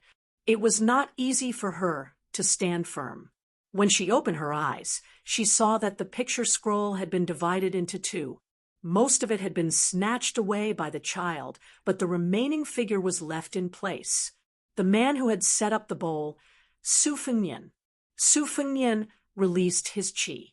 The war horse fell gently into the mud, safe and sound. He ordered Lulong, put it away. Lulong did not know how to put it away. With a thought, The person on the painting quickly overlapped. What he held in his hand was like a painting scroll. The girl was terrified and uneasy. She fell but first into the mud. Her face was snow white, adding on her white robes. She was like a female ghost wandering in the night. She kept muttering to herself, "How is this possible? How can it be like this?" Su Fengnian did not pay attention to this rude and arrogant young woman. Instead, he looked at the only remaining person. The person in the painting had one hand at the bottom of the bowl. He was still sitting, but his body slowly floated up and coincidentally met Su Fengnian's gaze. Su Fengnian asked, "Was it you who secretly instructed Zhao Huangchao to go to the Earth Lung Mountain to raise an evil dragon? Then you went with the flow to help Huang Longsher stir up the spring and autumn? In the end, you guarded Great Peace City. When the king of Jing and fought for the throne, it was you who did not let Wang Xianji, the adoptive father of Zhao Heng, the old king of Jing, and go to the capital to support him. All those years of literature and martial arts reviews, most of them were written by you, right?" The man whose face was still blurry did not speak. Su Fengnian asked with a smile, "Heaven, earth, and man all have their own mathematical principles. Yuan Bunshi has been the same for several decades. He should be keeping an eye on the connections for the Liang dynasty. Zhao Huangchao cultivated in seclusion, which created the terrain. In that case, you must be the leader of the Qi refinement warriors in the north. However, I am very puzzled. Back then, when Hong Xixiang destroyed the fate energy of the country, 2 streams of fate energy flowed into Beiliang and West Chu, respectively. Why didn't you stop them?" The man finally opened his mouth to speak. The moment he opened his mouth, the world that was pouring with rain instantly fell silent. "It's just a debate between heaven and man. I once defended the Zhao clan, who was blessed by the heavens. As for you, what do you say?" Su Fengnian sneered and said, "Damn, you just like to be self-righteous and spout nonsense." The man asked in return, "Is that so?" Su Fengnian seemed to be unwilling to argue. The man laughed and said, "In the next 10 years, there will be 4 major battles. I only need to win 1 to win." After sitting and watching the clouds rise and fall for many years, the man finally stood up. His feet seemed to have landed in the mud of this small path. Su Fengnian saw that the man began to walk forward. Then he brushed past him and headed towards Shishu. Su Fengnian stood where he was. The dragon was at a loss, while the charcoal girl's heart was like dead ashes. Su Fengnian raised his head and looked at the raindrops falling in the night sky. Every drop was crystal clear. The trend of the world today was no longer so unclear. Needless to say, Crown Prince Zhao Zhuan had an incomparable innate advantage and still occupied the most fate energy. Huang Sanjia and Bei Meng's state preceptor, Yuan Qingshan, chose Zhao Zhu at the same time. This person, who might be the true scholarly sage of the century, chose Chen Jibao. This was undoubtedly a situation that Su Fengnian was most unwilling to see. Su Fengnian turned to the charcoal girl and said, "Using external objects to steal the secrets of the heavens is not a long-term solution. If you are really interested in the martial arts world, I will make a deal with you." The charcoal girl's eyes lit up. "You want me to invite the Qi cultivators of the Guanyin sect to the border to promote the Beiliang?"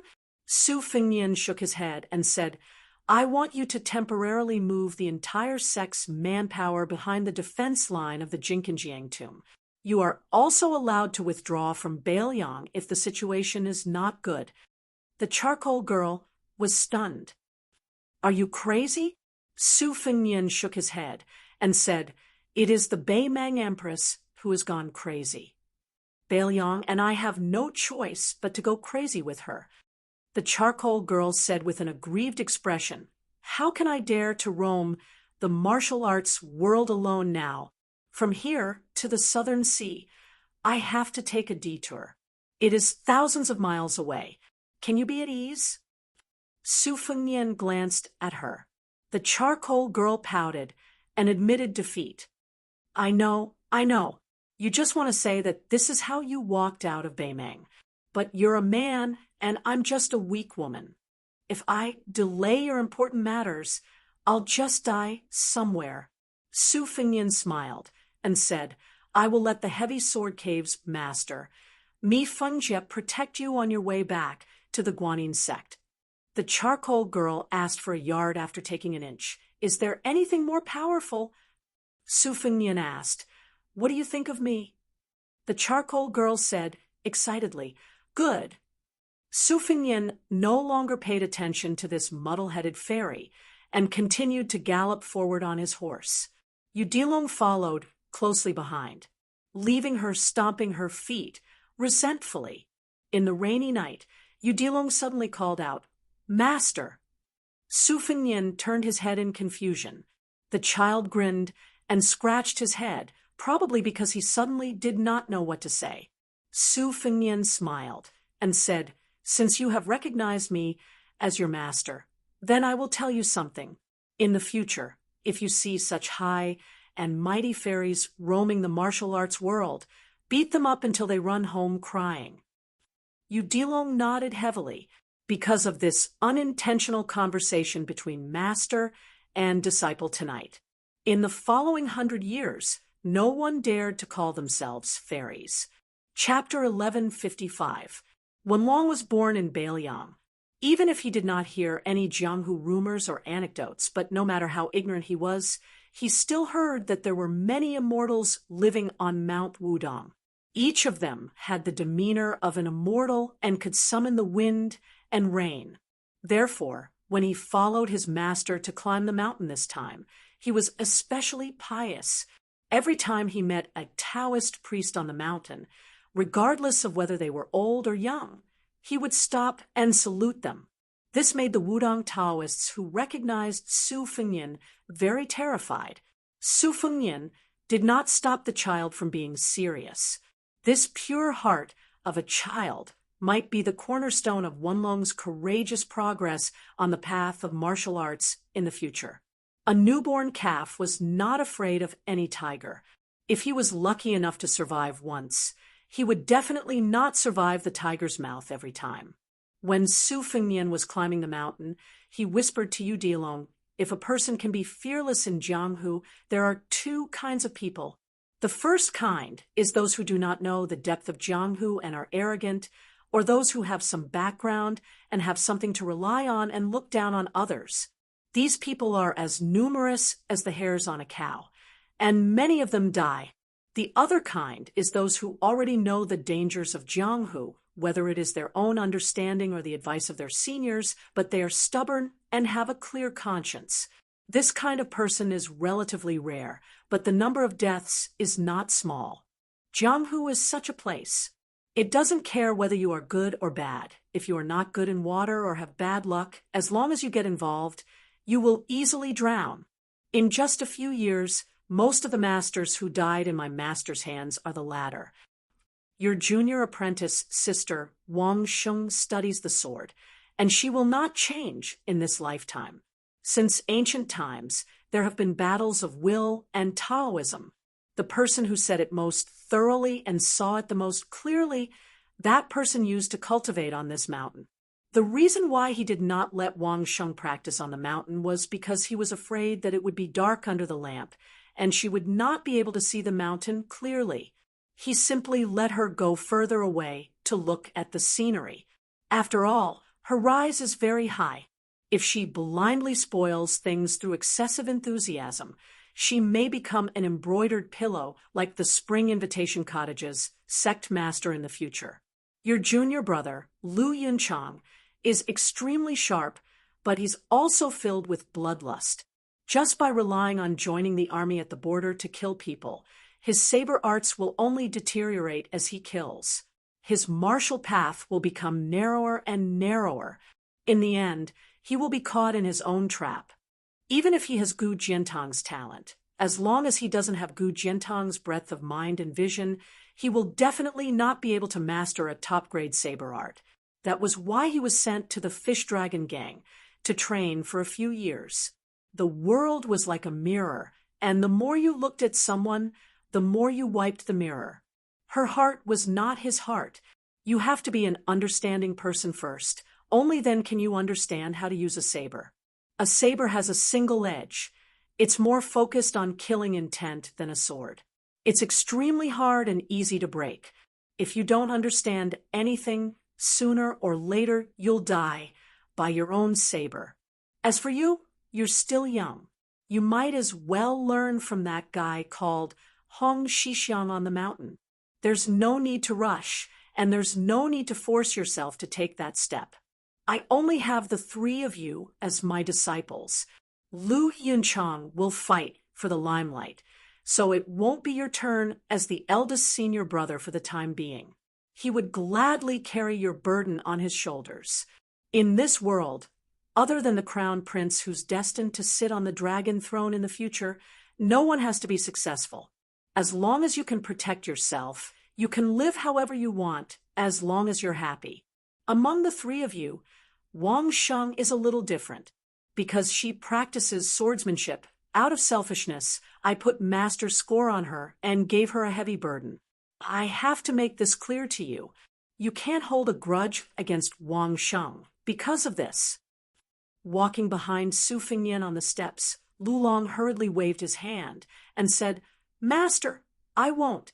I can't wait for junior sister to practice the most powerful swordsmanship. It doesn't matter if she's better than me." Su Fingyan stopped and turned back to look at Lulong. The child blushed slightly from being stared at. Su Fingyan joked, "You have a good eye." Ignoring everything else, you've already inherited master's teachings on this point.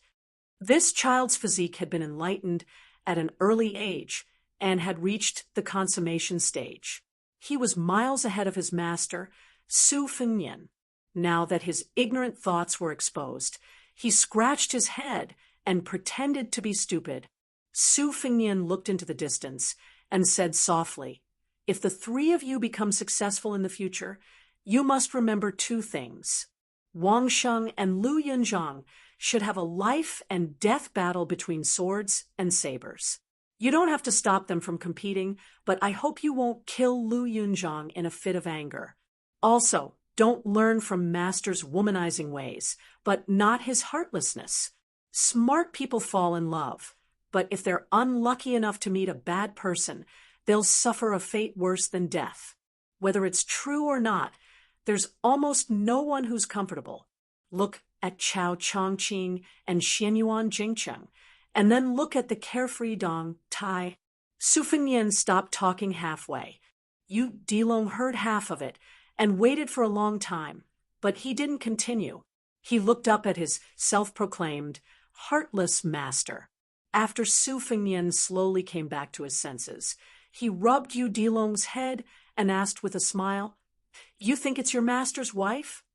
Yu Dilong stared blankly for a moment, but he quickly said decisively, "Pei Nan Wei." Su Fingyan bent his finger and tapped the child's forehead.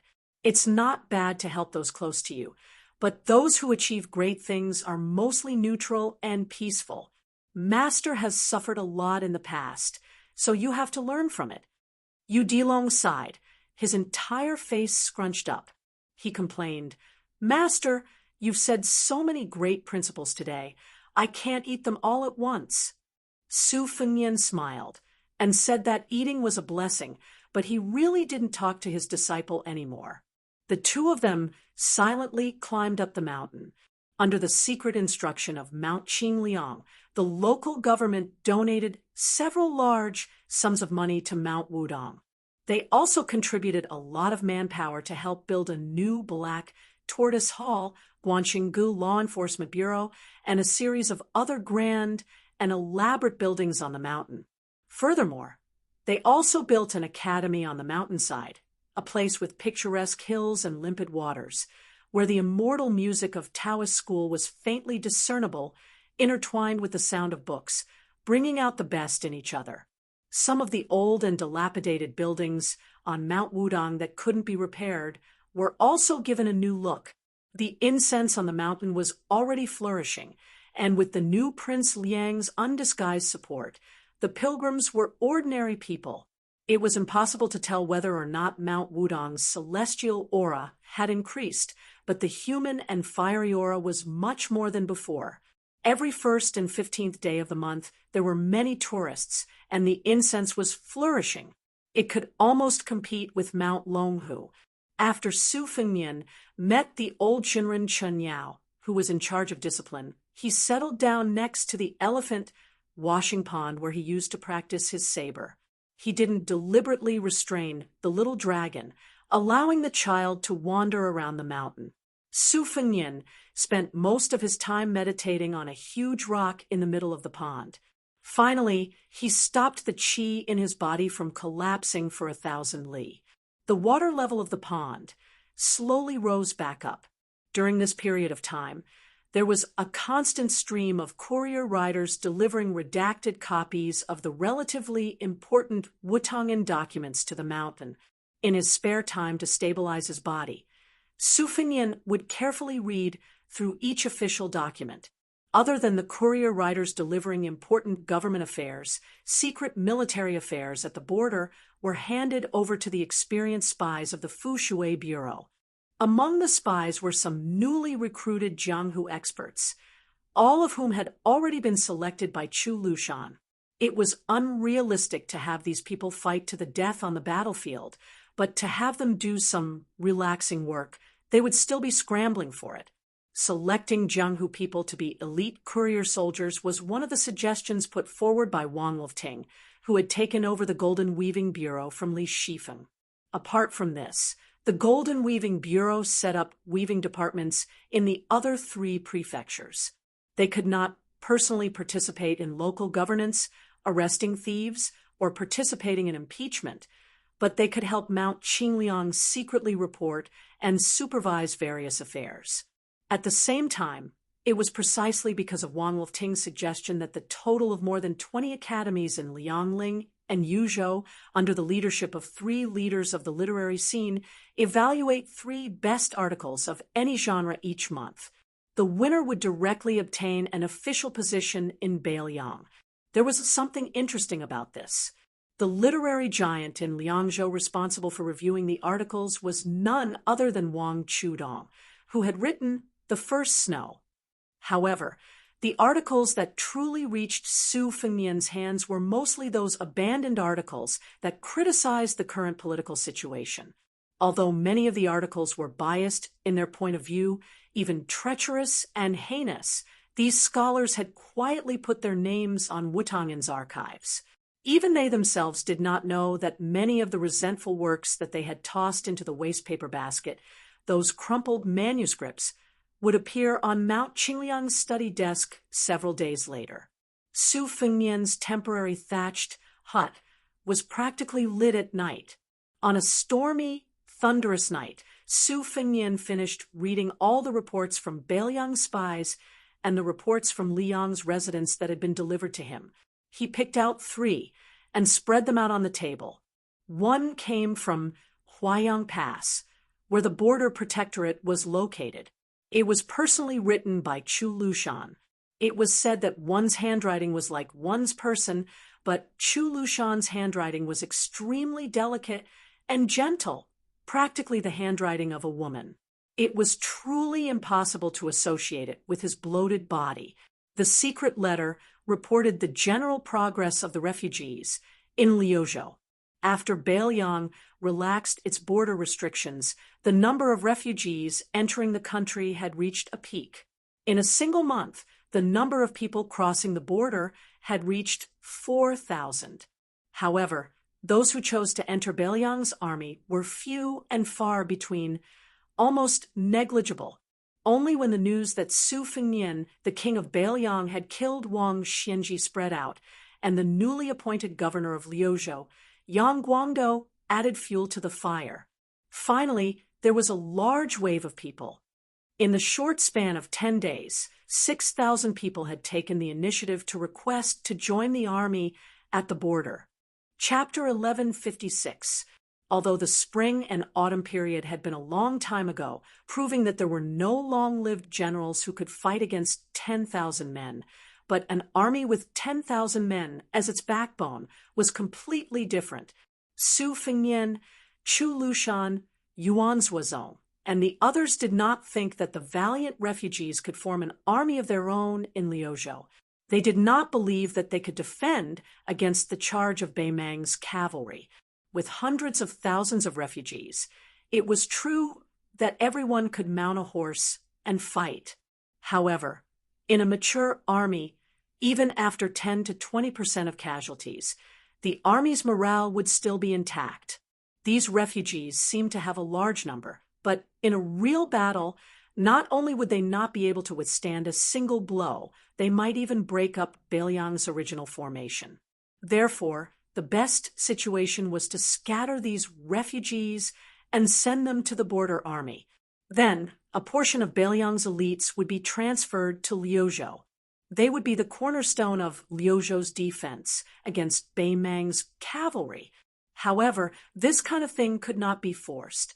Although the refugees did not have to worry about food and clothing after joining the army, it was still a job where one's head was tied to one's belt. No one was stupid. A bad life was better than a good death. Su Fengnian mocked himself. The title of number one in the world is still very useful. The secret letter also mentioned the conflicts between the refugees and the old soldiers after joining the army. There were even people who could not bear the humiliation and killed people in anger, almost causing a mutiny.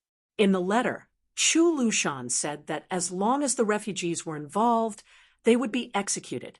Su Fengnian sighed. Although the refugees who survived the pile of corpses were fierce and brave, they did not dare to cause trouble in Beiliang's army. Naturally, it was the old soldiers who looked down on the refugees first. It could be said that the deaths of these refugees were extremely wronged. However, Su Fengnian did not want to change Chu Lushan's decision. Without rules, nothing could be accomplished. In the army camp, the old soldiers bullied the new soldiers.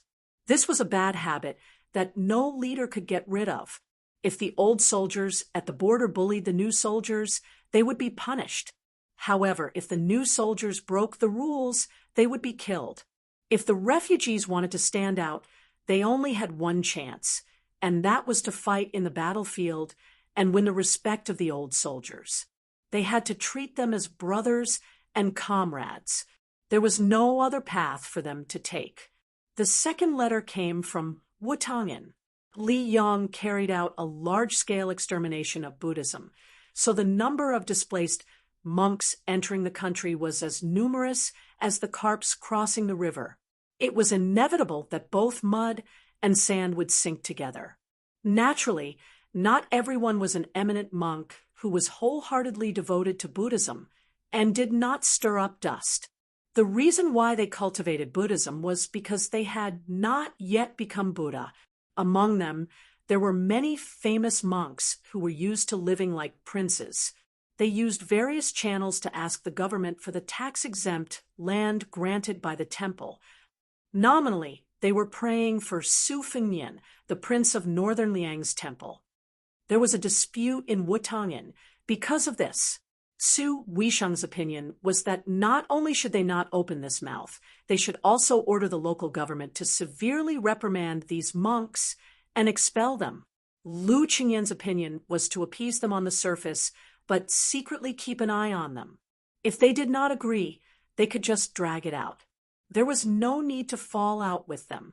Su Fengnian rubbed his temples and smiled bitterly.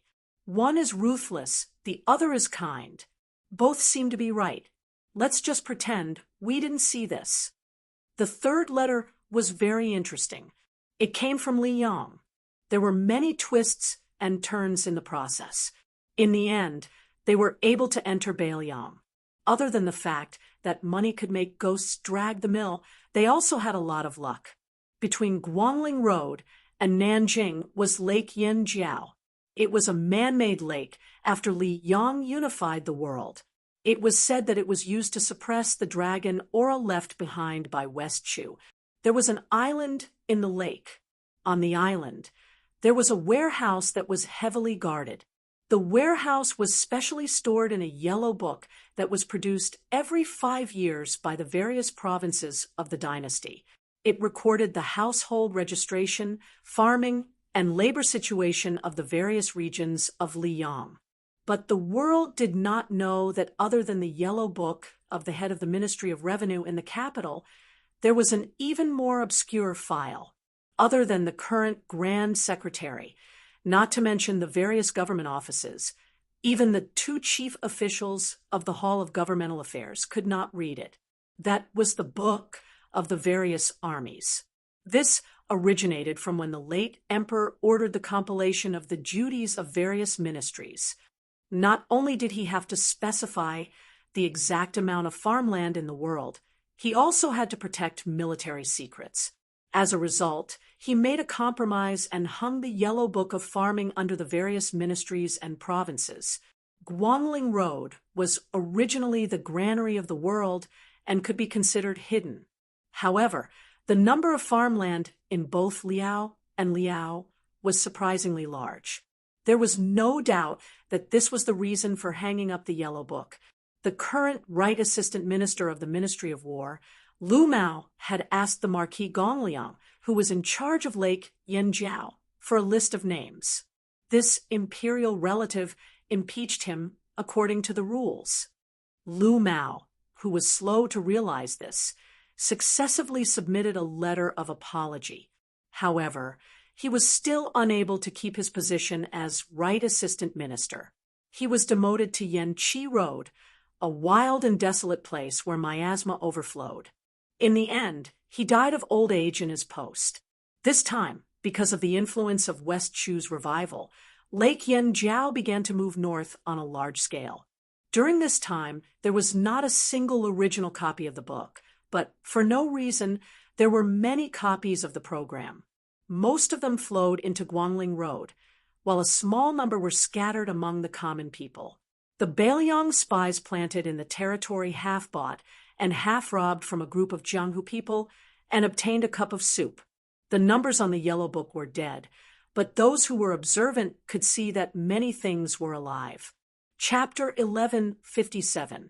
It just so happened that Su Fengnian had obtained a large stack of intelligence reports from the Fushui room on the military town of Guangling over the years. Su Fengnian originally knew that the Zhao family's emperor had appointed the old Grand Preceptor of West Chu, Sun Shiji, as the administrator. It seemed like he was letting the tiger return to the mountain, but in reality, he was inviting the tiger into the jar so that he could catch the big turtle in the jar. However, looking at the truth that had been carefully analyzed, Su Fengnian could be sure of one thing. Those garrison generals who complained to their subordinates that the court lacked pay were all righteous and confident. They said that the court was too biased toward the 2 Liao defense lines, but in reality, it was just them filling their own pockets. Under the joint leadership of Zhang Julu and the Minister of Revenue Wang Xiongui, who was extremely skilled at turning stone into gold, the court had never treated the garrison troops in the territory unfairly. It was not strange to say that the local garrison troops were making a ruckus, and that the child who knew how to shout would get milk. But in Su Fengnian's view, the manners of these generals of the Guangling Path were really terrible to a shocking level. However, this was Zhang Julu reaping what he had sown. At the beginning, it was he who had single-handedly created the situation of Southerners going up north as ministers, Northerners going down south as generals. Although this action had separated the 2 powerful groups in Jiangnan and the north from their respective areas, after those northern generals had been led to Guangling Path, they had the support of the neighboring families near the place where the Zhao family had risen. How could these martial artists, who were proud of the fact that their father's generation had built the country, have good table manners? Guangling Path was also the place where the court had taken the lead in squeezing out criminals. How could they have any fear? After more than a dozen years, almost every position with real power had been taken by turns to plunder and plunder, who cared about the people's livelihood and public opinion.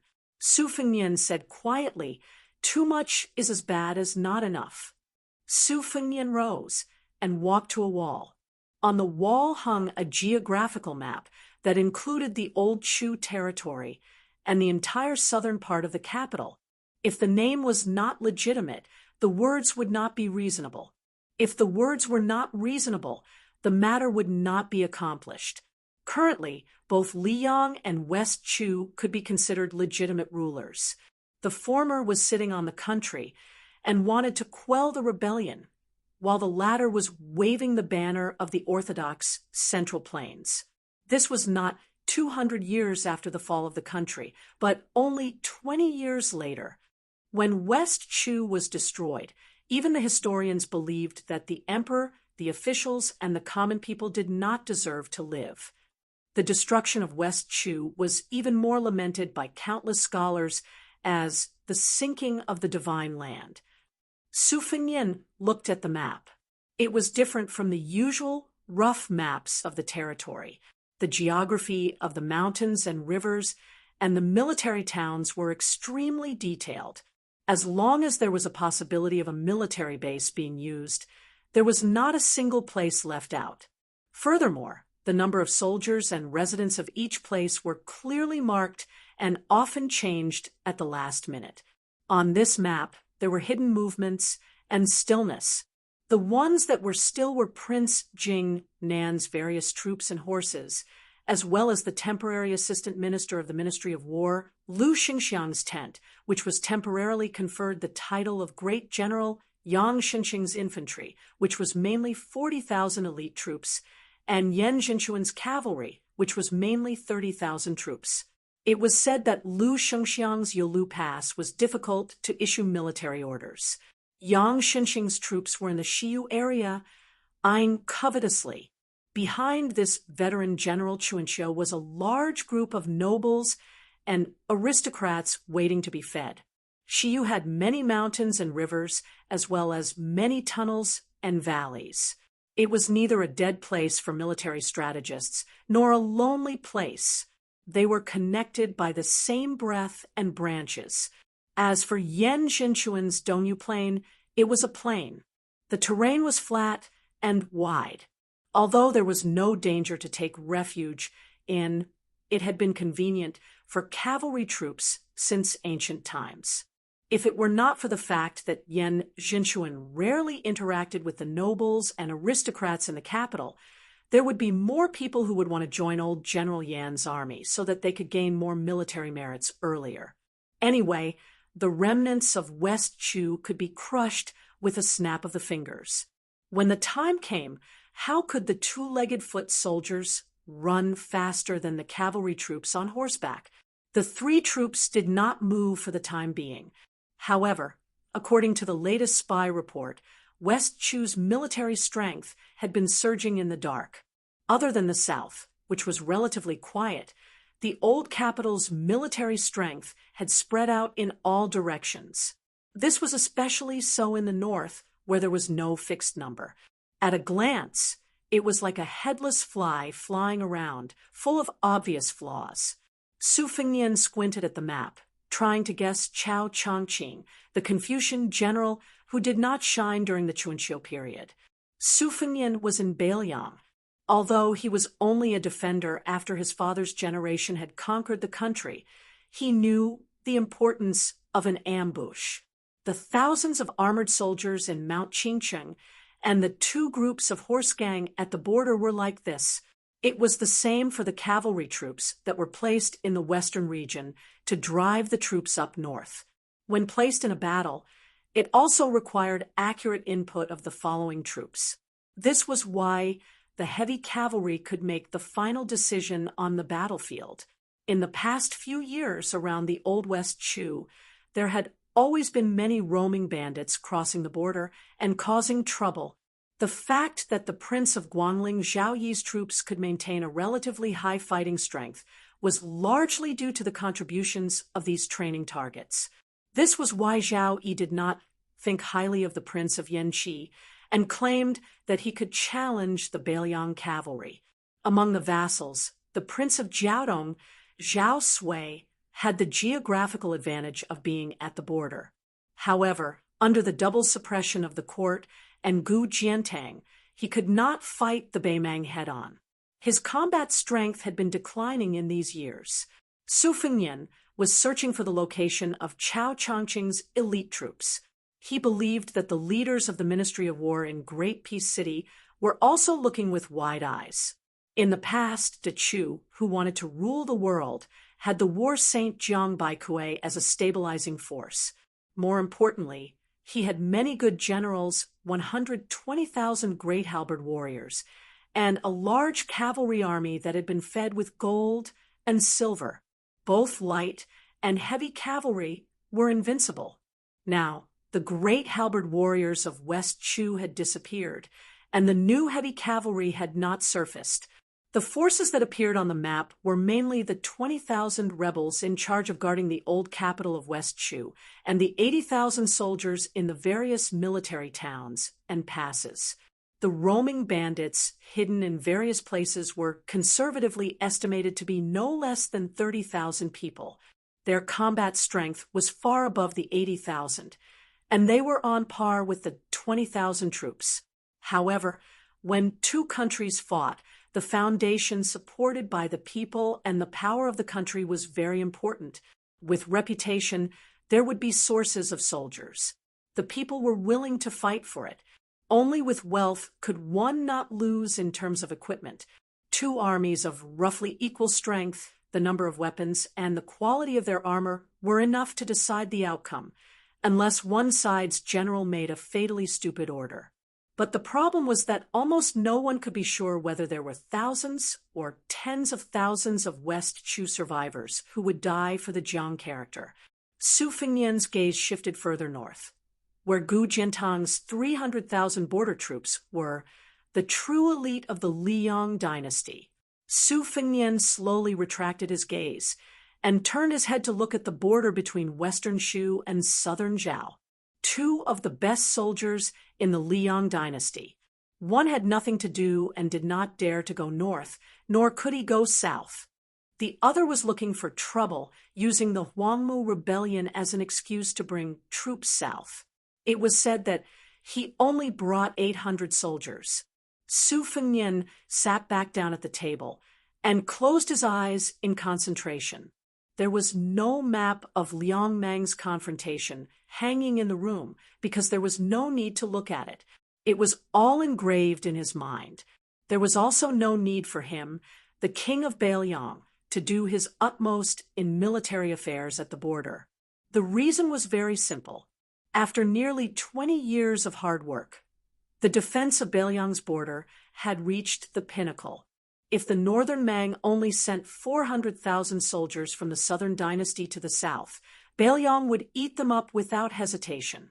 If Beimang sent all of its troops south, it would be nothing more than a battle to the death. Of course, it could also be understood as helplessly waiting for death. To put it nicely, it would be mutual destruction. Su Fengnian walked out of the room and came to the side of the elephant washing pond.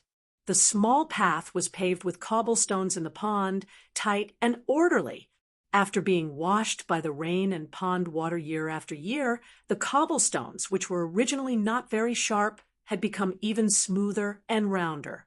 Su Fengnian took off his boots and held them in his hands. He slowly walked on the cobblestone path, a cool but not cold, comfortable feeling seeping into the soles of his feet. Su Fengnian jumped onto a large stone and lay down, looking at the starry sky and closing his eyes. How many tens of thousands of people on the Guangling Road would not survive this autumn? How many tens of thousands of Beiliang would not survive the next autumn? Chapter 1158. In the main general's tent outside Yulu Pass, the atmosphere was heavy and strange. An urgent military report was delivered by the Lu family's personal guards. The assistant minister of the Ministry of War, Lu Xingxiang, was sitting behind the table. His expression did not change as his finger gently stroked a commander's seal. Inside the tent, the generals and captains were divided into two groups. Most of these generals were brought to the capital by Assistant Minister Liu from Guangling Circuit. There was no doubt about their loyalty and ability. Some of them were steady old men who had been nurtured by the flames of war during the spring and autumn period. Some were talented military officers who were in the prime of their lives and were eager to make progress. There were also a few young captains who were promoted as exceptions. A trusted subordinate who was sent to be a coachman rushed into the tent with his, but on fire. None of the guards stopped him. Lu Xingxiang did not even bat an eyelid. He just lowered his head and looked at the old map that was taken from the Ministry of Revenue with great difficulty. It was funny that even though Gu Lu had kept the Ministry of War for many years, he could not find a map of the southern part of the capital that satisfied Lu Xingxiang.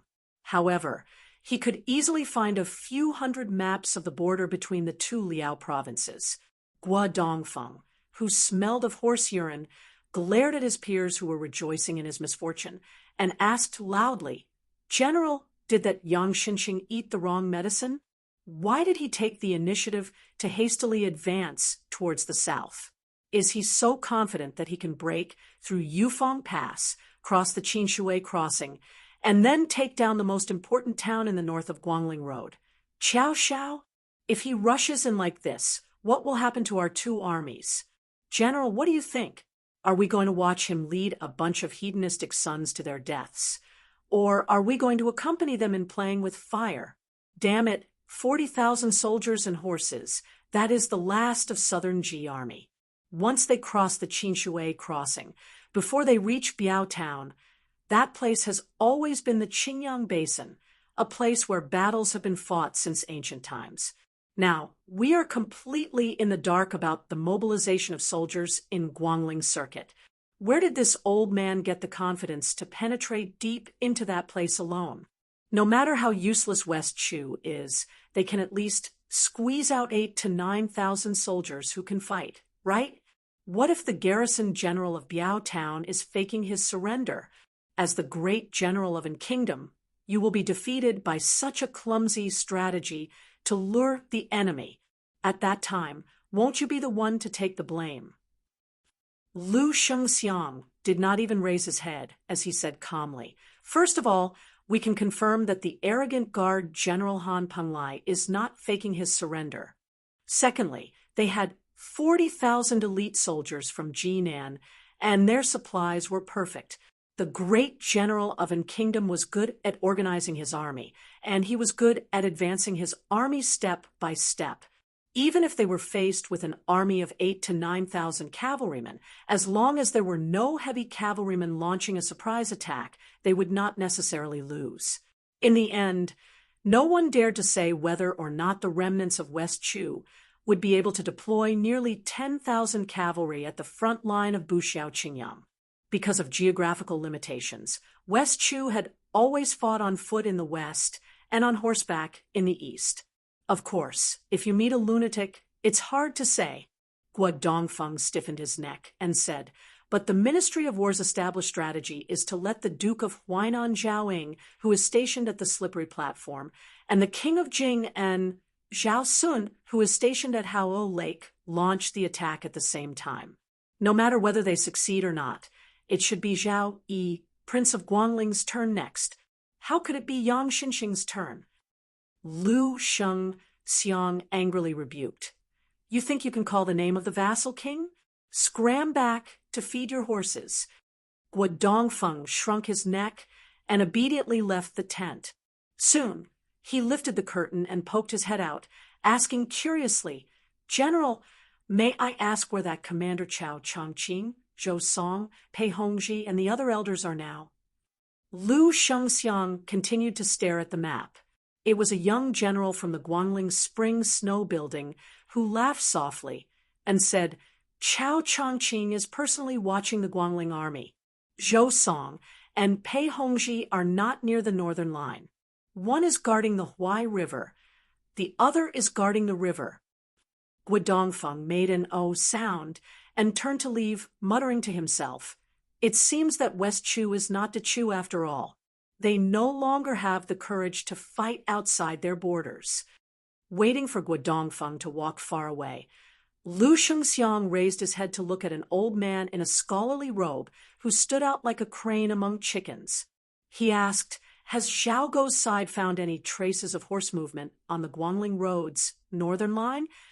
The old man helplessly said, "It's difficult.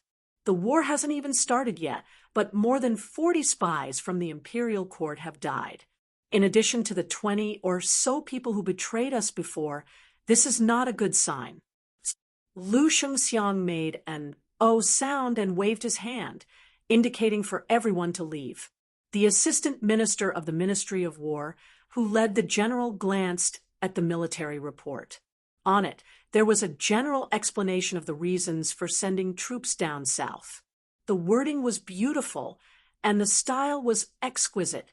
Naturally, it was not something that Yang Xinxing could write, even if Lu Shengxiang used his, but to think he knew that it was the work of someone who was familiar with military books. Although the south of the capital is the central province of the world, the stone of hegemony, it cannot be accepted. It must be guarded outside the borders. The reason for the fall of southern Tang cannot be ignored. Lu Shengxiang softly said, "Armchair strategist, screw your mother." The first year of Xiangfu, autumn, summer. The summer heat was over, and the weather was turning cold. Chapter 1159.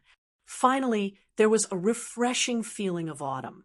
This made the nearly 1,000 new soldiers who had hurriedly joined the army in the middle of summer feel relieved of a heavy burden. Their sickly expressions were swept away, and they immediately became more energetic, especially when the army was crossing the Qin River to the south. These young men, who were mostly riding tall and fine horses, did not care about the river crossing formation. One after another, they donned bright armor and galloped on the Hebei shore, competing in riding skills. In fact, not long after these people joined the army, many of them had the idea of returning to the capital to enjoy life. This was because the military camp was too smelly. It was worse than a pigsty, and it was not easy to bathe. Previously, in the middle of summer, these young men had personally experienced the power of being covered in fleas. This was far from the beautiful original intention in their hearts of two armies facing each other and killing the enemy.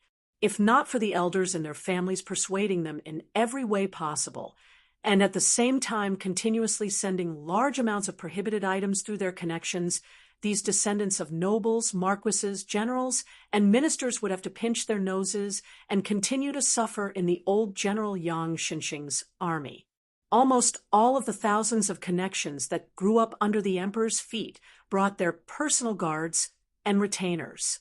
This allowed the general of Enchanting to have 3,000 elite cavalry under his command. When the army went south, more than a dozen young masters of noble families went to ask Yang Xinxing for permission to be the vanguard. The old general smiled and gave a bunch of excuses. He also vowed that these 3,000 cavalry were his trump card. A good knife should be used on the edge of the knife. The tall and sturdy Yang Xinxing stood on the south shore with one hand on his knife. Beside him, the eldest son Yang Huchen, who had followed his father for more than 20 years, had a bitter expression. He looked at the young men riding their horses and said softly, "Father, I don't know which young man said that when the army is crossing the river, we have to be careful of enemy attacks. Therefore, they want to help the roaming cavalry protect the emperor. Don't these kids know about the matter of scouts?" In this way, other than disrupting the formation and delaying the crossing of the river, there is no use at all. There was even the second son of the Marquis of Guanyi, who asked me if I could allow him to challenge the enemy general when the two armies were fighting. What kind of nonsense is this? I don't know what kind of nonsense novel he read. Also, the eldest son of Count Zhenting objected. He said that marching 50 li a day was too slow, and even used the analogy of a turtle crawling. He said that during the spring and autumn war, it was common for the light cavalry to travel 300 li a day and a night. Sigh, there was really no way to reason with them. Father, their 3,000 cavalry may look majestic, but they are actually incapable of accomplishing anything. The white-haired Yang Xinxing was extremely imposing as he lectured. I know what I'm doing. Huchen, you mustn't show any dissatisfaction in the future. Yang Huchen smiled bitterly and didn't say anything. Yang Xinxing restrained her rigid expression and said earnestly, on the Eastern Front, Gu Jiantang is in charge of military affairs. On the Western Front, the young man named Su from Bailiang is in charge. Neither of them is easy to deal with. The world is peaceful, so how hard is it to achieve military merits? The remnants of West Chu had rebelled, and the Southern Line had appeared out of nowhere. This kind of opportunity was something that Father had risked half of his life to forcefully snatch. When it came to relationships and seniority, most of the children on the North Bank would call you uncle. But these brats, although they were warm and attentive, they were cold and hard to please. You mustn't do bad things out of good intentions and cause us to give them military exploits. If they don't appreciate it, they won't take our Yang family's kindness into consideration. Yang Huchen nodded his head gloomily. Yang Xinxing patted the shoulder of the son, who had high hopes for him, and smiled. Let's not talk about other things. If it weren't for the operation of these young men's parents, we wouldn't have been able to get those 5,000 good horses. The old soldiers of Southern Ji are only known for fighting on foot. This time, my grandson has had his fill of riding.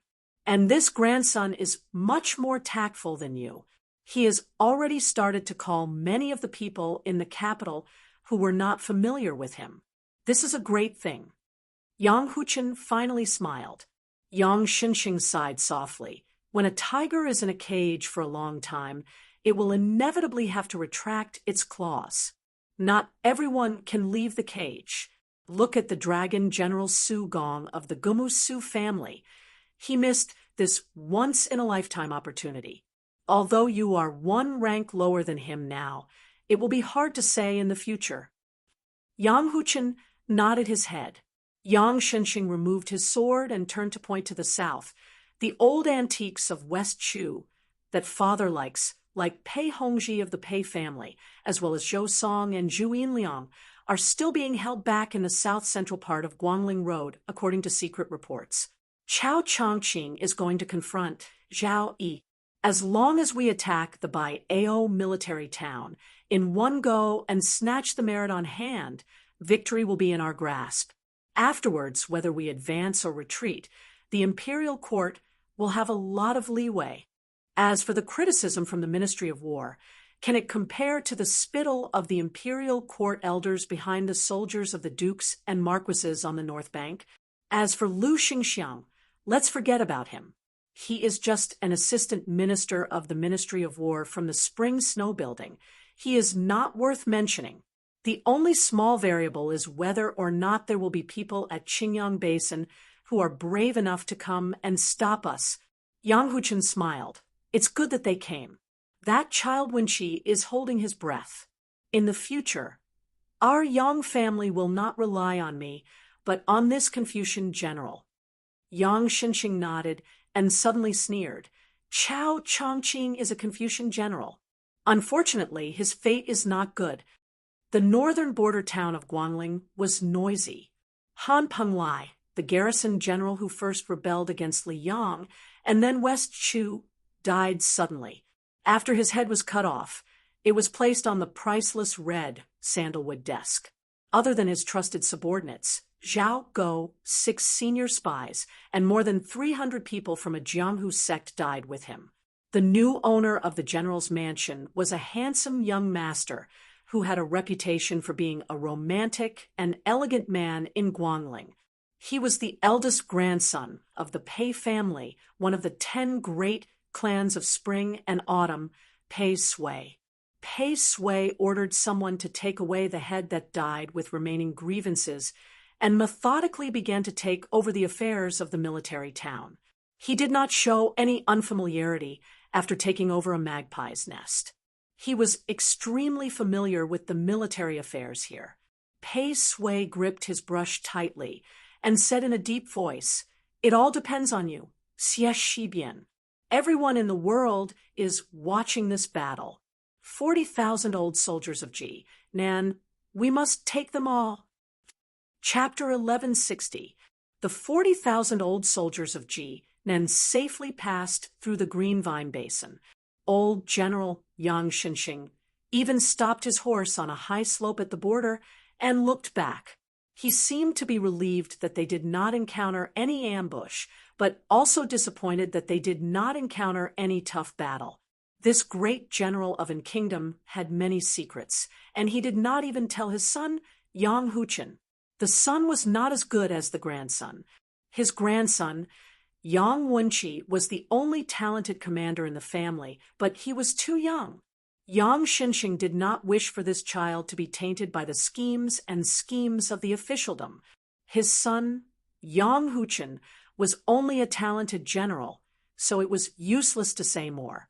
As a matter of fact, the victory of Yang clan's army in southern Ji had nothing to do with the overall situation.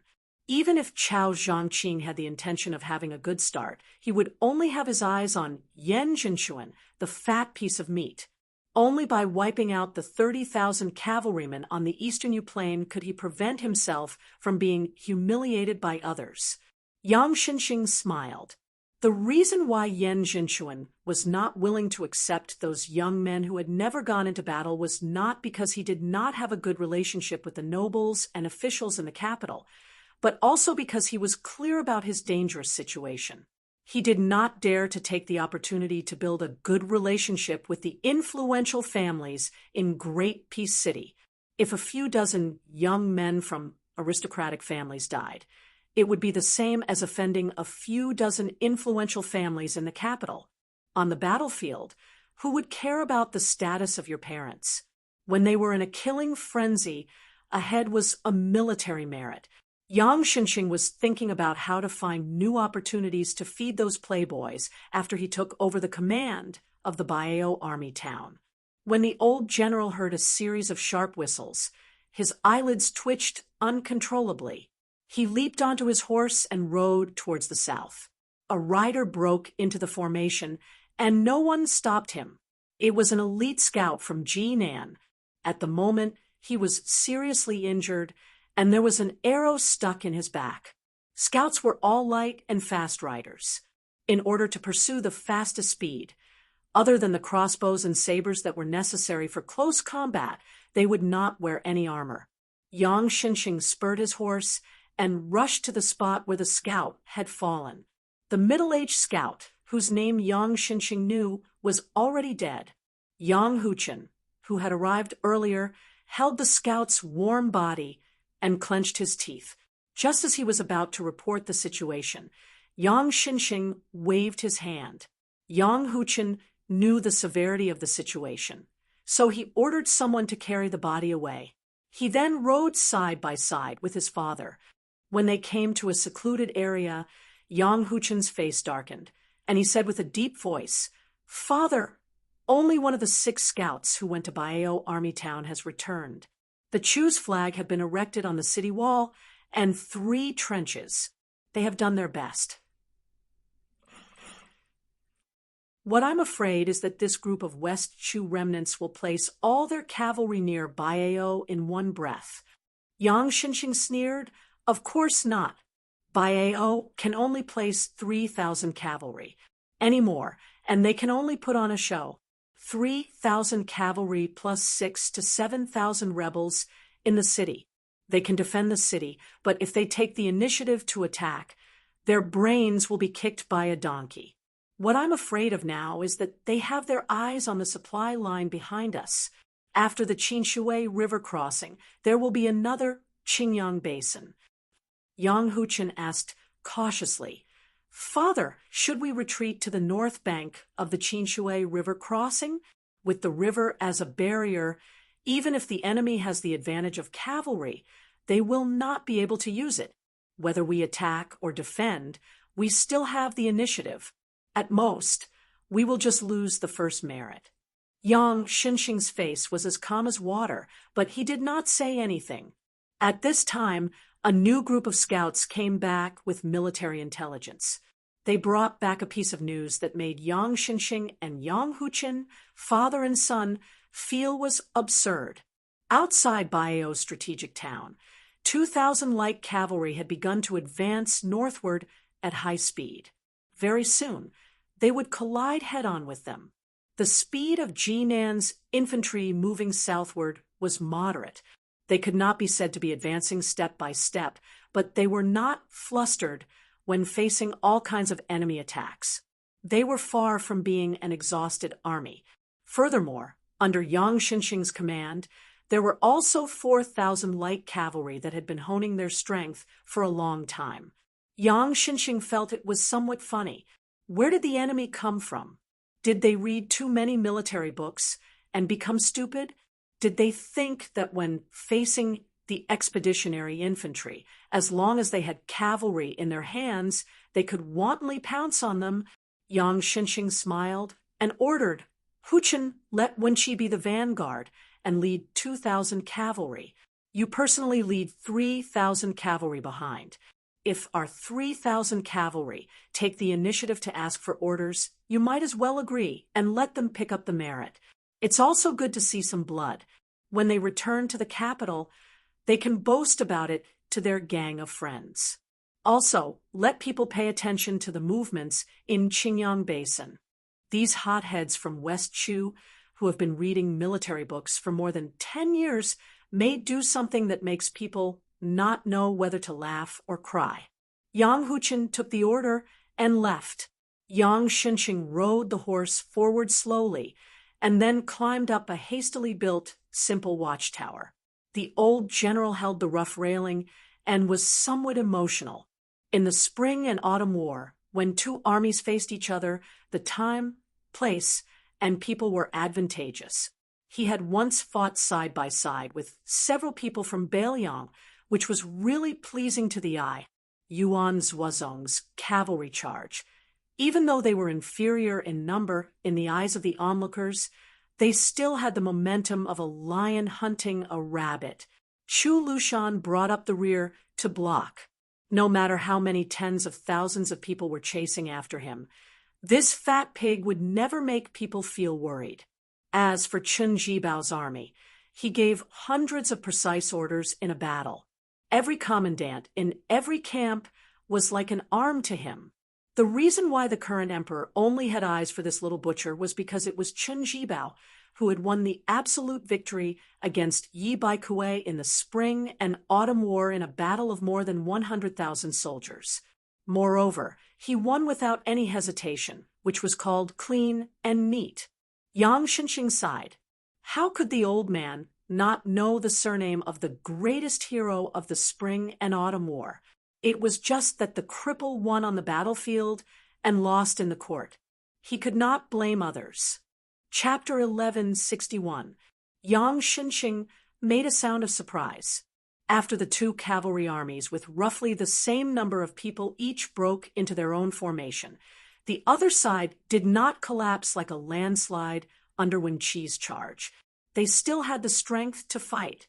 The old general was originally worried that this was the enemy's plan to lure them in.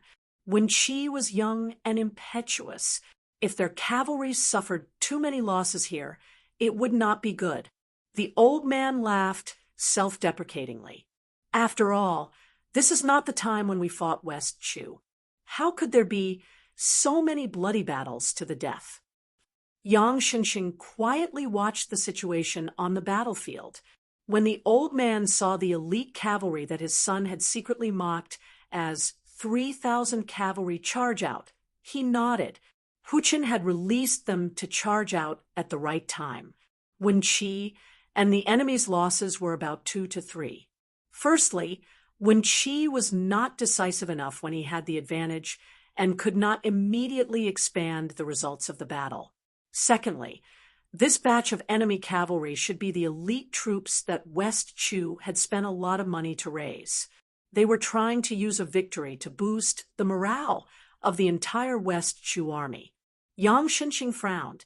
The 3,000 cavalry were charging with such a huge advantage, yet they were still so hesitant. In the old man's vision, the 3,000 cavalry were buried in a large pile of corpses. Their charging speed was clearly much slower. Their horsemanship was not good, but it was more likely that they were frightened by the sight of so many limbs and broken bones that were still alive a moment ago. In less than an hour, the clamorous cavalry had left behind more than 600 corpses.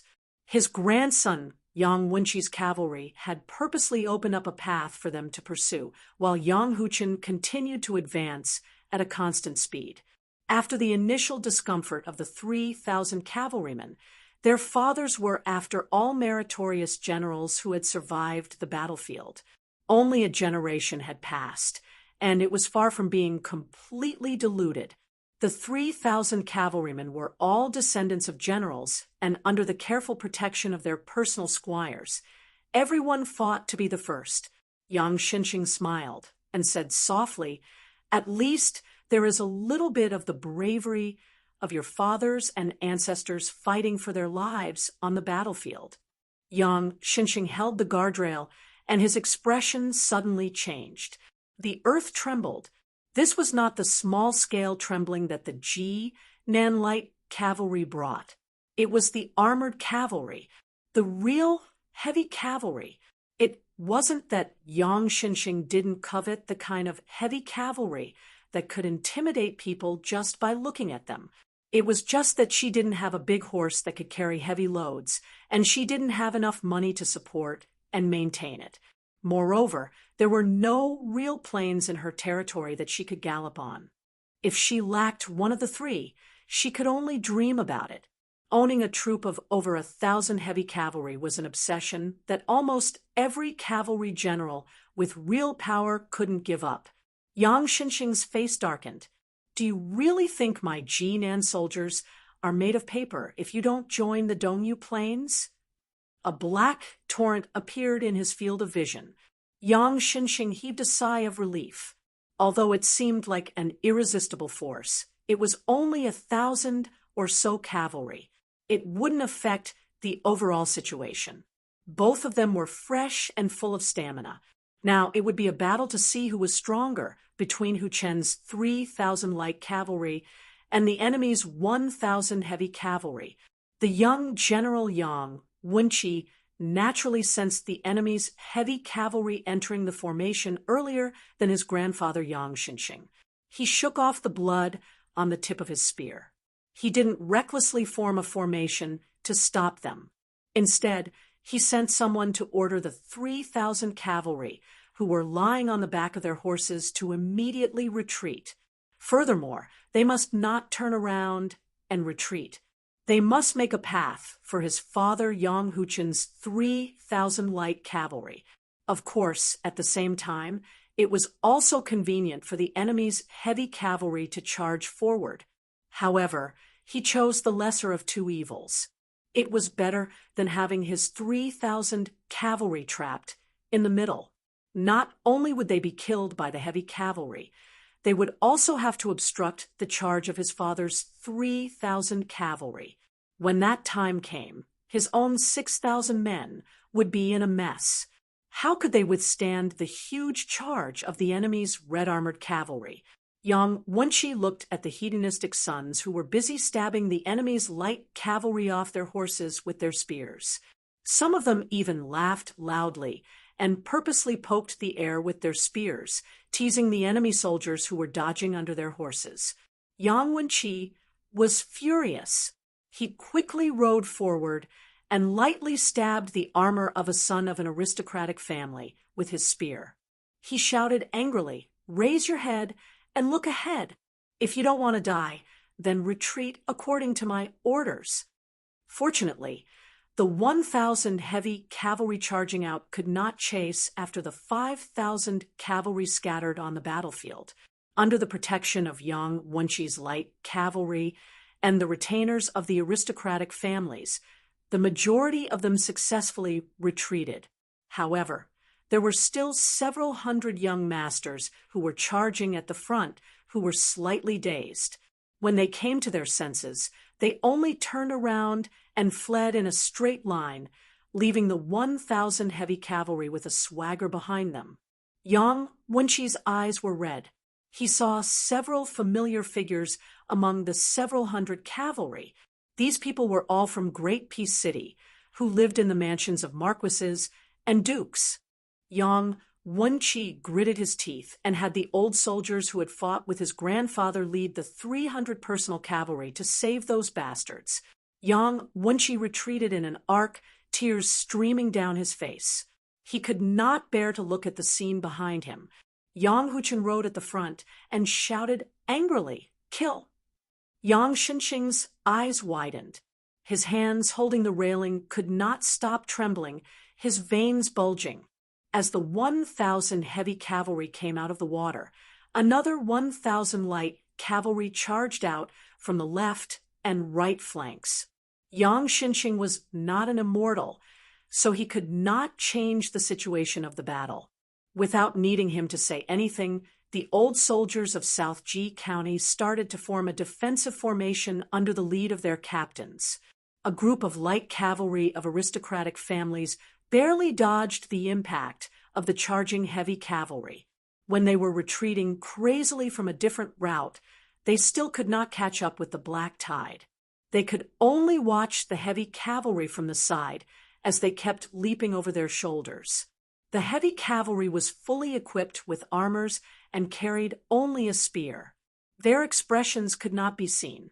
Other than the muffled sound of horse hooves, there was no sound at all. Then, from the side of the battlefield, they saw countless South Ji County cavalries being knocked away by the heavy cavalry. Many of them were knocked away together with their horses. There were even 2 old soldiers of Yang clan who were pierced through by a spear, and their spears only created some sparks on the armor of the enemy cavalries before they slid away. Only those who were lucky enough to pierce through the gap of the bright red vest with their spears were able to knock the enemy off their horses.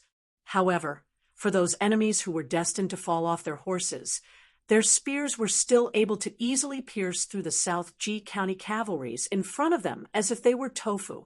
Looking from afar, rows of corpses that were killed on the back of the horses were brazenly knocked away, fell to the ground, and then were trampled into a pile of meat paste. Yang Shenxing's face was filled with disbelief. He widened his eyes and wondered why his side did not even have the strength to fight back.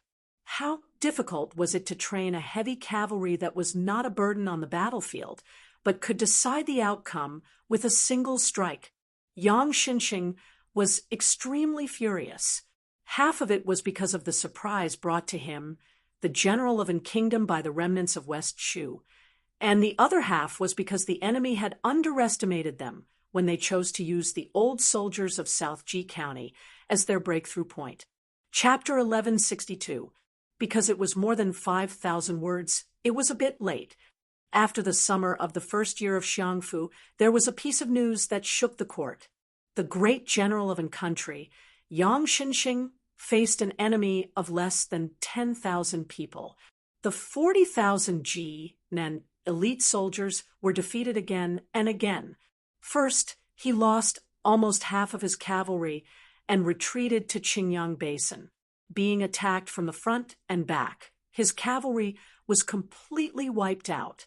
After this battle, Yang Shenxing, who had lost his integrity in his old age, became a rat on the street. In Graydon City, other than the Ministry of War that Liu Baijie was in charge of, the other 5 ministries and 2 imperial censors all started wave after wave of accusations against the old general. They all had reason and evidence, saying that he had ignored the orders of the main general, Lu Shengxiang, and had gone south without permission. After going south, they revealed that this person was old. Not only did he not have a good command of the troops, he was also muddle-headed in the direction of the troops. Facing the remaining forces of West Shu, he was reduced to a state where he could not even take a single blow? Where was the invincible Li Yang? Where was the prestige of the nation? Yang Xinxing did not have the time to care about the unrest in the court. The old general and his 40,000 jean and infantrymen that were still intact had become a turtle in a jar. Even he felt it was absurd and laughable. No matter how the white-haired great general tried to hide it, he still showed an aged appearance. The eldest son, Yang Huchen, had survived the cavalry battle more than a decade ago, but had lost an arm. His grandson, Yang Wenqi, had also been heavily injured in the battle 6 days ago. Even now, he was still lying on his sickbed with the stench of medicine. Yang Xinxing had never fought such a humiliating battle. It was not a big deal that Huchen's 3,000 light cavalry could not win against the 1,000 heavy cavalry. Victory and defeat were common in the military. It was Yang Xinxing who had let down his guard and violated the taboo of the military. The old man did not have many complaints. However, the development of the situation made General Nguyen almost kill someone. The 3,000 soldiers who did not suffer too many casualties in the first cavalry battle actually requested to leave the army immediately after witnessing the power of the heavy cavalry's charge. They passed through Qingyang Basin and retreated to the north of Qinshui and Jindu. Yang Xinxing did not reject them. He only suggested that they slowly retreated with the infantry to prevent the enemy's light cavalry from launching an attack. Unexpectedly, after receiving the news, those bastards agreed to it verbally, brought their personal guards and retainers, and fled to the north in the middle of the night. After receiving the news, Yang Xinxing had no choice but to move his camp and follow them to the north. He also ordered his grandson, Yang Wenqi, to dispatch almost all the cavalry to escort them. Yang Xinxing could only hope that the main general of West Chu, who was in charge of the eastern battle, could not seize the opportunity to separate their infantry and cavalry. He did not even hesitate to have the vanguard pretend to be attacking Biao's army. However, in the early morning of the second day, his grandson, who was covered in blood, only brought back a few hundred Southern Ji cavalry. The 3,000-plus chief culprits, his grandfather's soldiers, were safe and sound. Yang Wenqi, who had a large piece of flesh cut off from his shoulder, wept silently. He said that the enemy's light cavalry were very good at night battles. They had split into several groups, and not only did they attack their hastily prepared Southern Ji cavalry, they even purposely drove the 3,000 cavalry, who could not even be considered as useless, southward to disrupt their formation. Yang Wenqi's cavalry could only form a battalion of 300 men and sent them to their deaths in batches. Only then did they manage to protect the 2,800 men who deserved to die, but could not die. After his grandson fainted, Yang Xinxing interrogated a few lieutenant commanders who were defeated and turned back. The old general was getting more and more terrified. According to them, not only were the enemy cavalry good at ambushing at night, they were also skilled in archery. They could even imitate the hunting tactics of Beimang barbarians in the outer perimeter. They did not get close to the enemy, nor did they stay far away. They always maintained a distance of 2 arrows, charging forward with 1 arrow, shooting out a rain of arrows, and then retreating. This kind of wandering tactic that lacked cohesion was not invulnerable. If his grandson, Yang Wenqi, had just left the 3,000 cavalrymen behind, he would not have had to pay such a huge and bloody price. After that, there were no more movements from Yang Xinxing's side. Only small groups of cavalrymen were wandering far away from the encirclement, leisurely shooting down the scouts who tried to send out military intelligence. Once Yang Xinxing showed any signs of movement, the enemy would quickly mobilize their cavalrymen and gather them at the green rice basin at the back. There were also 1,000 cavalrymen waiting in the distance, ready to charge forward. It was at that moment that Yang Xinxing finally realized that the enemy commander had never thought of competing with the Southern Ji infantry. Instead, he had predicted the mentality of Yang Xinxing and the 3,000 cavalrymen with a special identity. First, he lured the Yang cavalry to attack, which would weaken their morale.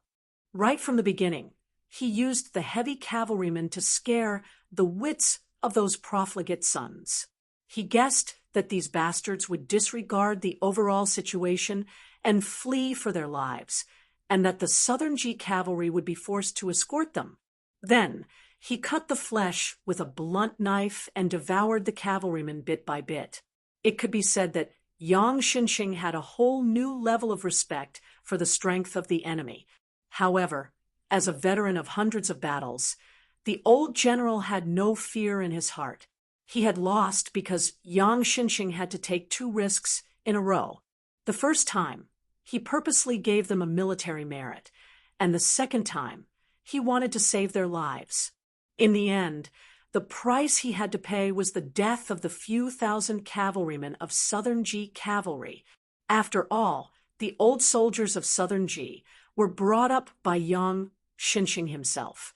Even though they had suffered such a crushing defeat, the old soldiers of Southern Ji were, after all, the soldiers under Yang Xinxing's tutelage.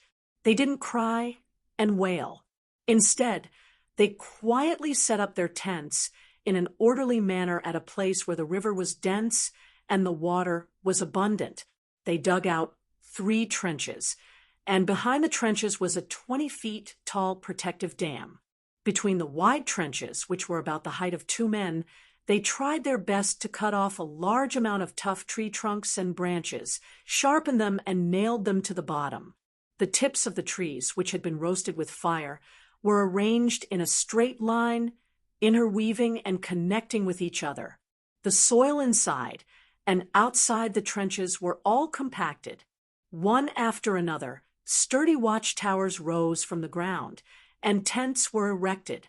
The army of Southern Ji had an ample amount of provisions, so they didn't have to rely heavily on the supply line behind them. Besides, the cavalrymen of Liang dynasty, especially at the end of spring and autumn, with the support of the unobstructed post-house routes, the first class of elite soldiers could travel a distance of 100 miles in half a day. Also, when it was purely light cavalry, they could reach a speed that made people speechless. Lu Xingxiang's elite cavalrymen were said to be able to travel a distance of 300 miles in a day. It was even faster than Chu Lushan's 1,000 cavalrymen in the past. However, the latter was traveling on the Shu Road after all.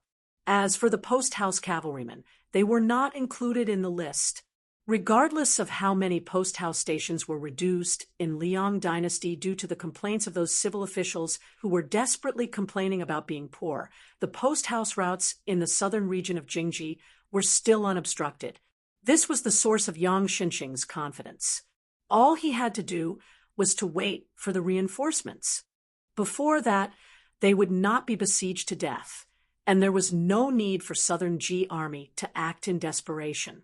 However, Yang Xinxing was still exhausted, and his mind was even more haggard than when he was fighting on the battlefield. In order to appease those sons of wealthy families in the capital who were hiding and crying for their parents, the old general, who had already suffered a great loss in the war, did not even dare to speak harshly. He knew the reason why the Assistant Minister of War, Lu Xingxiang, had so little military power in his hands. It was because those old civil officials in the capital had been secretly hindering him. When an army was sent to war, it was not something that could be settled by just one general or even one Ministry of War. If the Ministry of Revenue wanted to delay the march, they could find dozens of excuses to delay the march, and no one could find a reason to refute them. The fathers of 1,000 sons of wealthy families in the capital had joined hands and created a mess in the imperial court of Liang dynasty, making it impossible for Lu Xingxiang to quickly control the entire army. However, after he learned about the battle in Qingyang Basin and learned that his sons and grandsons were trapped, he was able to help the fate of the 6 divisions become extremely smooth overnight. The reason why Yang Xinxing had brought along the cavalry army, which looked like a golden jade on the outside but was actually rotten on the inside, was because the old general knew better than anyone else that the imperial court of Liang dynasty was a needle hidden in silk floss. However, Yang Xinxing did not expect the enemy's main general to be so insidious and ruthless as Yang Xinxing expected in the imperial court of Taiyan City. Although countless people were denouncing Yang Xinxing for his crimes, the Minister of War, Liu Baijie, who had not been able to say anything during this period of time, suddenly seemed to be a man of his word. Those officials who had previously felt that Yang Xinxing's 40,000 and Yan Zhenchuan's 30,000 and 70,000 men and horses were making a big fuss over a minor issue, and that it was equivalent to killing a chicken with a butcher's knife, changed their faces overnight. They all spoke in unison about the craftiness of the remnants of West Shu, and that they were preparing to fight to the death with the imperial army on the front line north of Qiaohuai. They needed to send another veteran general with meritorious service to the battlefield. Liu Xingxiang, as the commander-in-chief, he had allowed Yang Xinxing's troops to be besieged. This was an extreme oversight. He was not punished only because it was not appropriate to change the commander-in-chief at the last minute. Liu Baijie's suggestion was drowned out by the ferocious discussion in the imperial court. Liu Xingxiang needed to atone for his crimes through meritorious service. Other than the title of commander-in-chief, in reality, he did not have many troops that could be used for meritorious service. The one who truly led the troops was still the veteran General Wu Jun, who used troops steadily. This time, he had mobilized the 30,000 elite soldiers of the Jingji Fifth Army.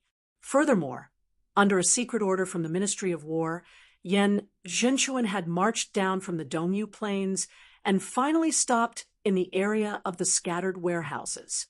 Then he would turn to the east and assume the position of a large army pressing down on the border from a commanding position.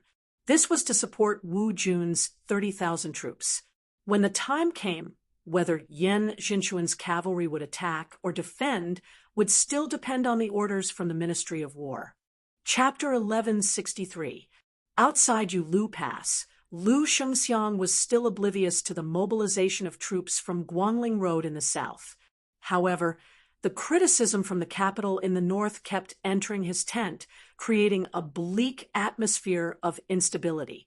The few officers and commandants who were originally diligent and courteous at Yulu Pass were nowhere to be seen these days. Liu Shengxiang sat on the grass outside the camp. Beside him was Guo Dongfeng, who had been feeding the horses recently. Guo Dongfeng said angrily, "Does this Tang Shi sword immortal eat shit? He has already become the Minister of War, yet his words are worse than a fart." Liu Shengxiang said calmly, "Liu Baijie still has some conscience. He even spoke a few words of justice for me and suggested that I lead the troops down south." Guo Dongfeng sneered. "Conscience? Then why didn't he put in a good word for that old fool Yang Xinxing?" The 6,000 cavalry that he had painstakingly accumulated for more than 10 years were sent to their deaths in less than 10 days because of those hedonistic sons of rich parents. In the end, he didn't even have a good ending. Liu Shengxiang smiled faintly and said, "Liu Baijie isn't stupid, and the people who curse in the imperial court aren't really stupid either. There are many things that you know are one thing, but when you say it out loud, it's another thing. As long as Liu Baijie wants to stabilize his position, he has no choice but to work hard without complaint, robbing Peter to pay Paul. If Gu Jiantang was in the Ministry of War, this would not be the case. Of course, if Great General Gu is in Great Peace City, now there will be no day for me, Liu Shengxiang, to shine." Guo Dongfeng snorted coldly. West Chu's main general must have water in his head. He treated the front line of the Baiao army as a battlefield to compete in military strength. Did he really think that everything would be fine after eating Yang Xinxing's 40,000 Southern Ji soldiers? Lu Sheng Xiang glanced at Guodongfeng. The civil officials in the imperial court are stupid. So are you? Guodongfeng was stunned. He said with a shocked expression, did West Chu really plan to eat Yan Jinchuan's 30,000 cavalry from the beginning? Can they? Yan Jinchuan is not Yang Xinxing. Are they not afraid of choking to death? Could it be that Chao Chongqing is going to personally take action? Lu Shengxiang looked into the distance and said with a cold smile, you better open your eyes wide and watch carefully. I have a feeling that in this battle, a few young people will emerge from West Chu who will become your mortal enemies. Guo Dongfeng chuckled. That's a good feeling. 30 li north of the scattered warehouse, Yan Jinchuan's 30,000 cavalry deliberately slowed down as they went south. The scouts reported that there was an enemy army 5 li away. All of them were light cavalry, no less than 20,000 cavalry. Vast plains, vast battlefields. The autumn wind whistled, and the banners fluttered. The usually stoic old general, Yen, raised his head to look at the bright red Yen character on the flag, then turned back to look at the fearless Yen family members. The old man said in a deep voice, pull out the flag. Old General Yan Jinchuan, who was supposed to be in the rear, was going to lead the charge. Immediately, a few of his trusted generals came out to stop him. Yan Jinchuan held up the long spear that had accompanied him for many years, shook his head, and said, if we win, it will most likely be the last battle of our lives. We can't just stand here and watch. If we lose, it will be our last battle. How can we die on the run? The moment Yan Jinchuan said this, the generals were speechless. The army pressed forward, and the banners moved forward. The enemy's 20,000 light cavalry did the same. Yan Jinchuan led 30,000 against the wind, while West Chu led 20,000 against the wind. There was no advantageous slope under the hooves of both sides, and there were no infantry formations. The territory here was vast enough for a sufficiently wide front line and cavalry to be deployed in batches. Thus, it could be said that the commanding talents of the cavalry commanders on both sides could be perfectly displayed, and the combat strength of the cavalry could be perfectly reflected. This was a perfect battlefield to see who was weak and who lost, and who retreated and who died. There was no chance of luck. Almost at the same time, two bugles suddenly sounded out, resonating with each other, majestic and sorrowful, exactly the same. After the first row of cavalry from both sides charged out, the second row immediately launched a ferocious charge. The spacing between each row of war horses was almost the same, so it did not affect the charging speed of the cavalry at the back. The horizontal front lines of both sides were about the same length, but because Yan Jinchuan's cavalry had the advantage in numbers, they had more depth. A number of cavalry suddenly appeared in the distance between the two armies. The few of them did not affect the overall situation, and the men and horses did not wear armor. Among them was the young man who had followed Pei Sui to the peak of Luo, Hu Hill, Xie Shibian. It was also this nameless West Chu commoner who had the guts to point out the situation in front of Chao Chongqing and Sun Shiji. Chao Chongqing laughed and called him half Xie. This young man summarized the entire plan of West Chu's revival into getting beaten up and beating people up. In reality, the entire Northern Front matter was decided by Xie Shibian.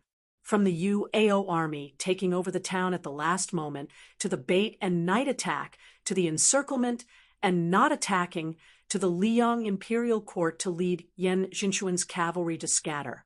Until now, he was watching from afar. It was all because of this person's strategy. A middle-aged man who was a head taller than Xie Shibian on horseback asked in a deep voice, General Xie, do we really not need to immediately use the 3,000 heavy cavalry hidden behind? Do we really not need to give the order for them to wear armor and mount? Yan Jinchuan's 30,000 cavalry are not soft persimmons. Xie Shibian pursed his lips and shook his head. There is no meaning in using the heavy cavalry too quickly or too slowly. Xie Shibian spat out a mouthful of turbid air and said slowly, "Moreover, the death of 2 light cavalry soldiers is still worth it compared to the death of 1 heavy cavalry soldier. It can even be said that unless the 3,000 heavy cavalry is used to win, if they know that the heavy cavalry cannot change the situation, then the 20,000 light cavalry can be used to scatter the spirit of Yan Jinchuan's cavalry, and this battle can be considered over. Otherwise, I would rather not have a single light cavalry left and retreat with the heavy cavalry to deal with the next cavalry battle." The man glanced at this young commander, who was definitely not famous in the Liang court, and laughed. This person was born in the place where the founding emperor of the Dechu dynasty rose. That place once had the reputation of 4 marquises in 10 li. After Taizu of Dechu became emperor, there were more than 160 generals and marquises. That place had as many as 46 of them. There was the custom of every family sewing cloth to make a marquis tiger for their newborns. It was the beautiful hope of the old saying, although a tiger cub has not formed a pattern, it has the aura of a bull. However, this young man named Xie Shibian was definitely not one of those descendants of generals and marquises with illustrious military achievements. However, this did not matter because he was Chao Chongqing's only disciple. Xie Shibian coldly watched the situation of the battle from the side. An hour later, 2 hours later, the muscular man and several other men at his side were all covered in sweat. Xie Shibian raised his butt and craned his neck to take a few glances. His lips moved slightly as he muttered to himself. He was still waiting. The men who had participated in the spring and autumn war all began to have anxious expressions. On the battlefield, their side had lost 5,000 cavalry, and Yan Jinchuan had also lost more than 6,000. This was a battlefield where no one had retreated and neither side had been defeated. Compared to the total number, such a large number of deaths, and the fact that they were still fighting to the death, was simply shocking.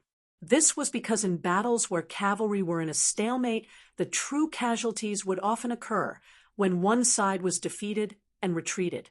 At that time, the number of casualties would truly increase. The brawny man who was drenched in sweat pulled at his collar and punched the horse's back heavily. Xie Shibian was still expressionless.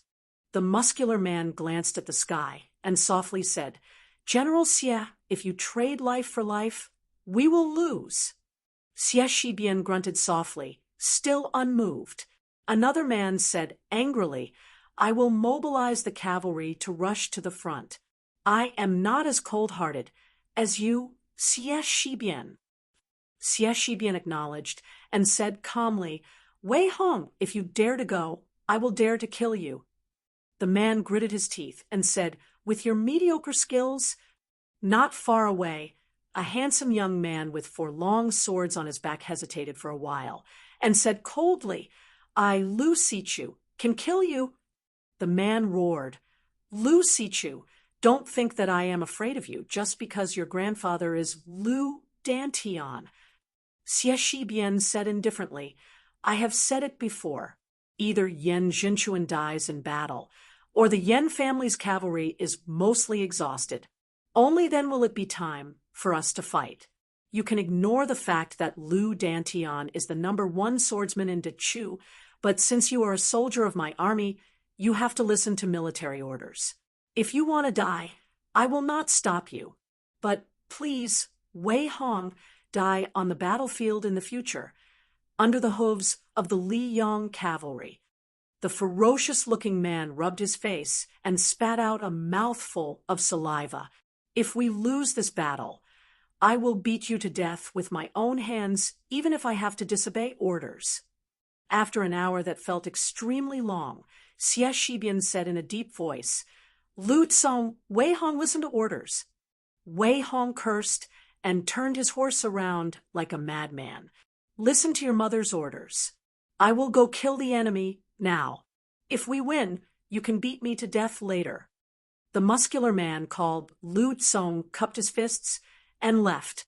Xie Shibian said word by word, "Remember, do not leave a single prisoner alive." Chapter 1164. Bailu was the 15th day of the 24 solar terms. At night, dew would appear on the vegetation, and wild geese would fly south to avoid the cold. In Wei's county of Ningzhou, there were 2 county officers. At the end of last winter, Song Kelly, a foreigner, came here to take up the post. He was very effective in suppressing bandits and destroyed more than 10 horse gang nests. Horses in Ningzhou were frightened by his name. However, at the beginning of summer, Junior Commandant Song was removed from his position without warning by the Ningzhou provincial governor's office. He had been idle at home for several months now. When it rains, it pours. A marriage that had almost been settled was also canceled. The woman was a pretty girl from a small family in Wei's county. She was not from an official family or a scholarly family. Compared to the young Commandant Song, who had a bright future, she was of a higher social class. Compared to the young Commandant Song, who had a bright future, she was naturally wronged. The change in the marriage didn't cause too much of a stir in Weizhou County. After all, Ningzhou was in the south of the capital. Everyone in the county was focused on West Chu's revival on the Guangling Road. Who would care about the daily necessities of a poor scholar? Those who had a good relationship with their neighbors would call him Junior Commandant Song when they met. Most people did not like to pay attention to this official who had no backing. However, at dusk during Bailu, an old Confucian scholar with white hair entered the county. He did not ask for directions and went straight to Song Kelly's private residence, which had already been moved out of the county office. There was a small carriage parked outside the door, so that people would not feel that the house was deserted. The old Confucian scholar looked at the delicate face in the corner of the curtain. The woman was surprised to see a guest in the house. She slowly lowered the curtain, and the carriage slowly drove out of the alley. The old Confucian scholar directly pushed the door and entered. Song Kelly was in the yard reading an imperial court bulletin, which he had asked for through his connections. When he saw the ordinary-looking Confucian scholar, he was pleasantly surprised. He put the bulletin on the stone table and hurriedly stood up. He bowed and said, "Greetings, Mr. Yuan." The visitor was the reclusive old Hanlin Yuan Pu from the Hanlin Academy. It was this Hanlin elder who had spoken with him that was better than 10 years of reading books. Song Kelly had to think about the words that Mr. Yuan had written on the rice paper almost every day. There are 3 things a scholar does not care about. He does not care about his family's cultivation. He does not care about his family when governing the country. He does not care about governing the country when governing the country. The rise of the country cannot be separated from the contribution of accumulation. Back then, the entire Great Peace City looked at the Song family as a joke. The 2 masters of the Song family, who dominated the literary world, were angered to death in bed, and his reputation was ruined. His father was exiled from the capital and could not be an official for the rest of his life. As for him, the young phoenix of the Song family, he was exiled to Wei's county of Ning province, a place with barren hills and treacherous waters. This was not a tragedy.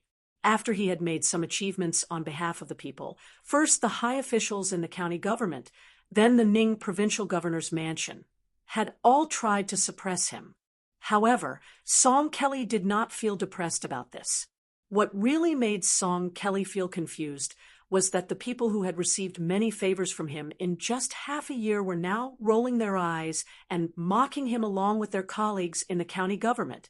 But Song Kelly did not want to complain to anyone except for Yuan Pu from the Yuan Huang sect. Because Song Kelly had a stomach full of inappropriate things, he wanted to consult this teacher, who he had not been able to do well in the Hanlon Academy. After Teacher Yuan sat down, Song Kelly asked respectfully, "Teacher, why have you come to Wei's County?" Yuan Pu, who liked to write more than talk, picked up the court bulletin. Probably because he had read too much and his eyes were not good, he raised it higher and browsed through it carefully. After putting it down gently, he spoke vaguely, "I have not left Great Peace City for too many years, so I wanted to go out and take a look." Speaking of this, the old teacher said with some emotion, "After Wang Xianji left Martial Emperor City, an old friend of Great Peace City also left." Yuan Pu looked at Song Kelly and said straightforwardly, "There's a reason why the horse problem in Ningzhou can't be cured. It's just a chess piece on the chessboard. It's neither big nor small. But if you, an outsider, want to move the chess piece, the old chess players will kill you." Song Kelly nodded and said with relief, "As I expected, the horse gangs that have been swarming in Ning province these years are Chao Chongqing's pawns." Yuan Pu said indifferently, "Chao Chongqing has not been idle in the past 20 years. There is also a West Chu spy who became the third in command of Zhao Go.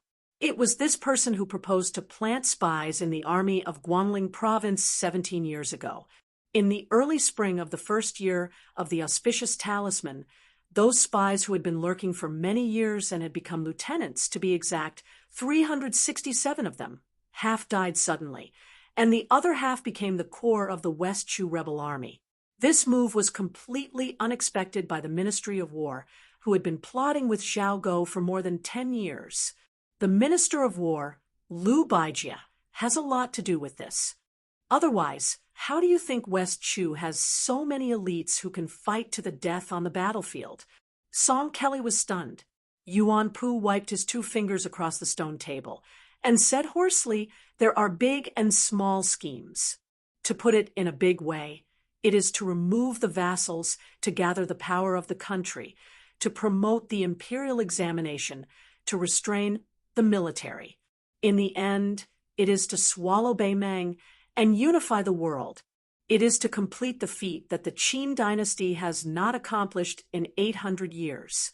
To put it in a small way, it is to become someone's eternal emperor." Yuan Pu's finger moved vertically. "To put it in a small way, it is to force the king of Beiliang to use all his assets to contain Beimang. It is to limit Gu Jiantang to the northern front. This is an overt scheme.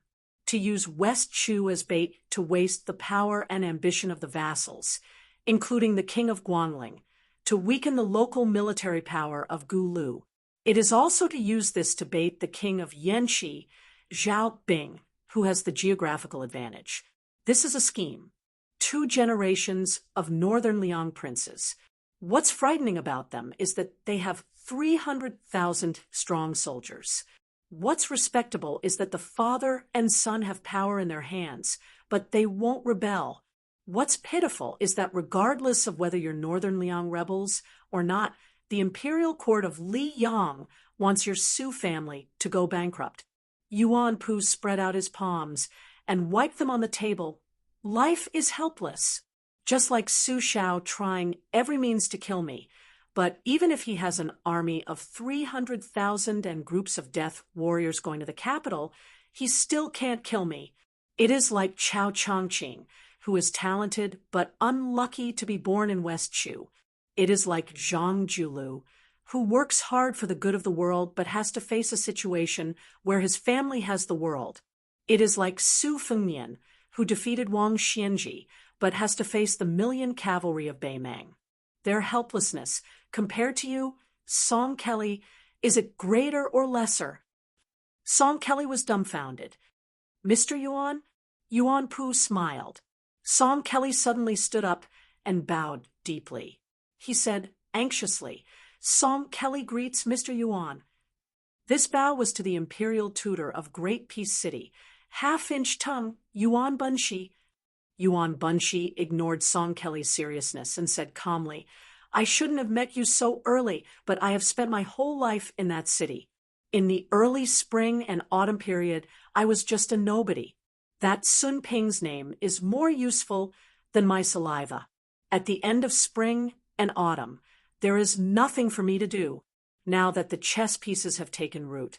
According to Huang Longshi's opinion, the interesting thing about farming is not to wait at home for a good harvest, but to see the gold in the fields with one's own eyes.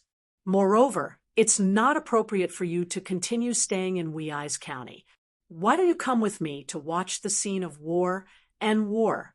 Otherwise, we scholars will only talk about the hardships of the people, but in the end, we don't even understand the suffering of the common people.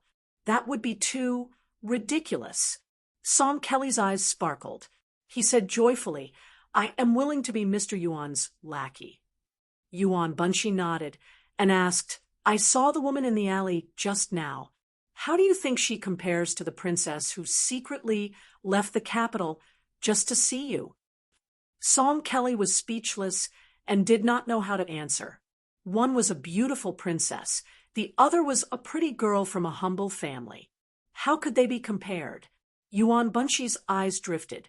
He sighed and said, when it comes to relationships between men and women, some people are good people and treat you well. This is a blessing, but it does not mean that they really like you.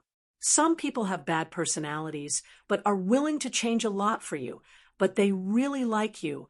The woman surnamed Zhao is willing to risk leaving the capital to find you, but she will not abandon her family.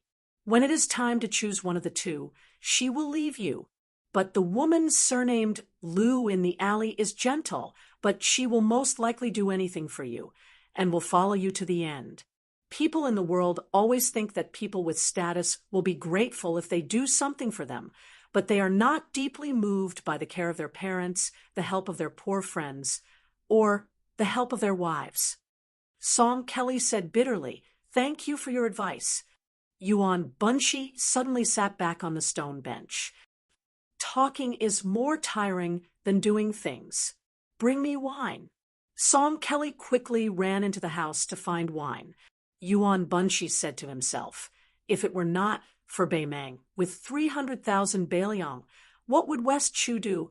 What would Zhao Bing and Zhao Yi and the other princes do? Yuan Bunshi said self-deprecatingly, I am also helpless. Chapter 1165. A carriage leisurely drove towards the granary. The coachman was Song Kelly's delicate servant. Yuan Bunshi, who sat in the carriage, kept the curtain drawn and looked at the formation of geese in the sky, lost in thought. The bird that sticks out takes the brunt of the wind. But no matter if it was a family, a clan, or a country, there would definitely be someone who would stand out. After Song Kelly left Wei's County, there were no more imperial court bulletins to read. However, Mr. Yuan would talk to him every once in a while, intentionally or unintentionally revealing the secrets of heaven. Song Kelly believed him, without a doubt. The Battle of the Scattered Cavalry was the first great defeat the emperor had suffered in the territory south of Great Peace City after he ascended the throne. During the Yonghui era, they had gone to Nanzhao twice. Although they had returned without any achievements, they had won and lost several large and small battles.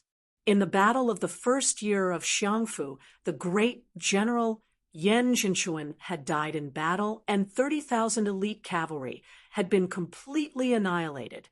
There was no way to cover this up anymore. The Liyang court was terrified. If it was said that Yang Xinxing being trapped could be understood as underestimating the enemy, then the Yan family's cavalry and the West Chu rebel army had met force without any tricks. The result was a crushing defeat, forcing the court officials to reevaluate West Chu's strength. Song Kelly, who wholeheartedly served his country, was even more worried. It was only when Mr. Yuan spoke to him openly that this young phoenix of the Song family truly understood the treacherous nature of the imperial court.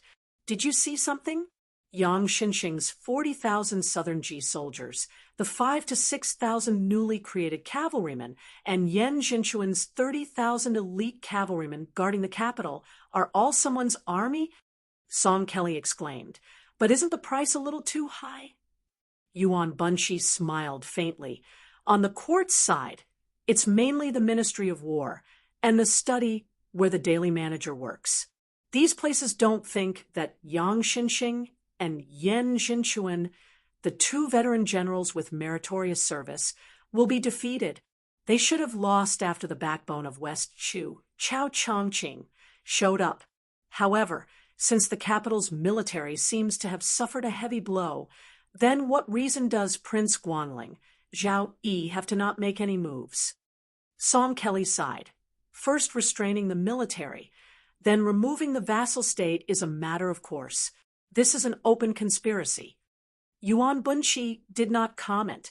He hesitated and said self-mockingly, I've read some military books, but I don't dare to say that I'm familiar with military affairs. Therefore, I've always tried my best not to interfere in the layout of war. Of course, it's important to know one's own strengths and avoid one's weaknesses. Many times, as long as you don't make mistakes, opportunities will come. Yang Xinxing had lost because of the imperial court. Otherwise, with Zhu Zhao's frontline military strength, both sides were evenly matched. If Yang Xinxing was allowed to fight steadily, he would still be able to gain an advantage.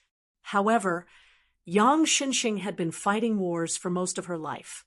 When she got older, she no longer thought of herself as a feudal official. Instead, she thought of herself as a courtier. In the end, it was reasonable that she lost outside of the battlefield. Song Kelly, you must learn from this. Song Kelly nodded vigorously. Yuan Bunshi continued. Yen Zhenchuan was implicated by Yang Xinxing and had no choice but to retreat to the south. West Chu's cavalry waited for him to exhaust himself.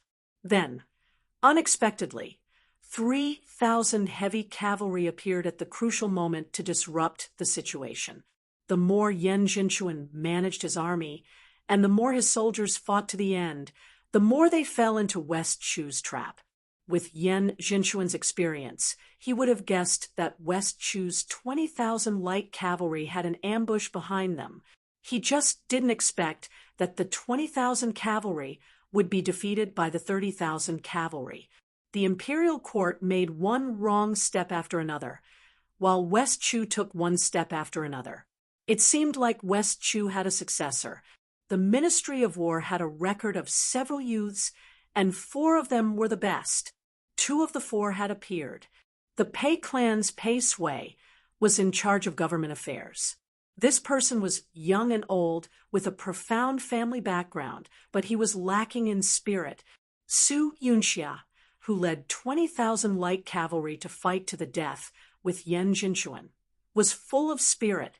However, he couldn't grasp the timing of the heavy cavalry's attack.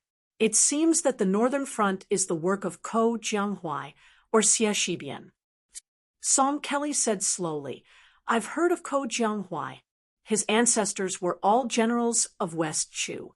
He studied military strategy and was a brilliant figure in Shangyin Academy in his early years. He became teacher Ji Shang before he was 20 years old.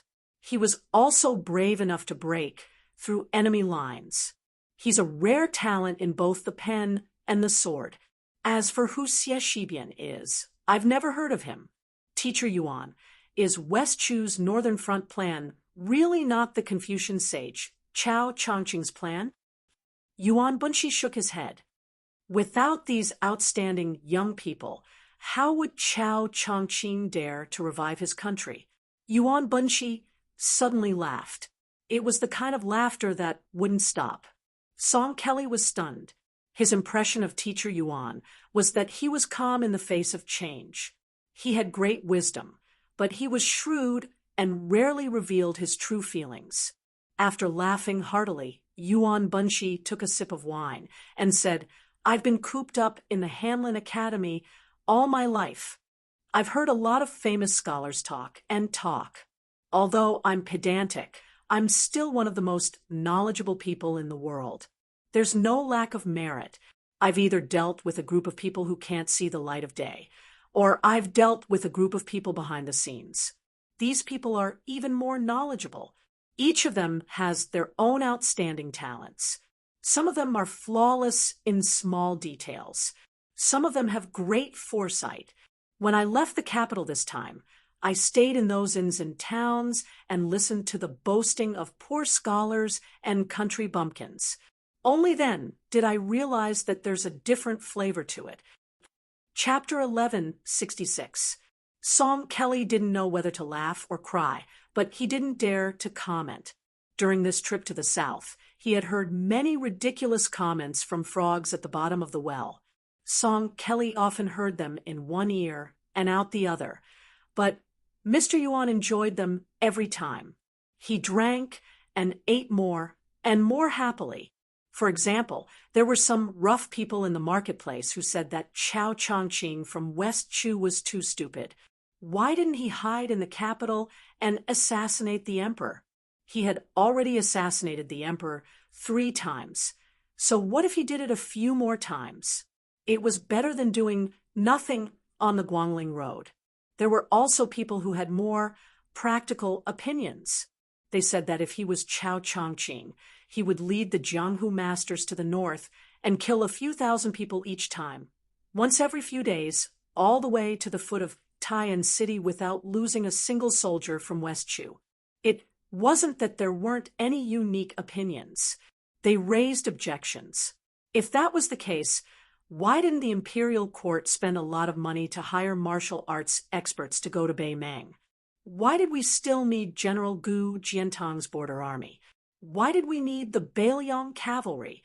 It was clear that there were rules in the world that the common people didn't understand. However, when these people were asked the root of the matter, they couldn't give an answer.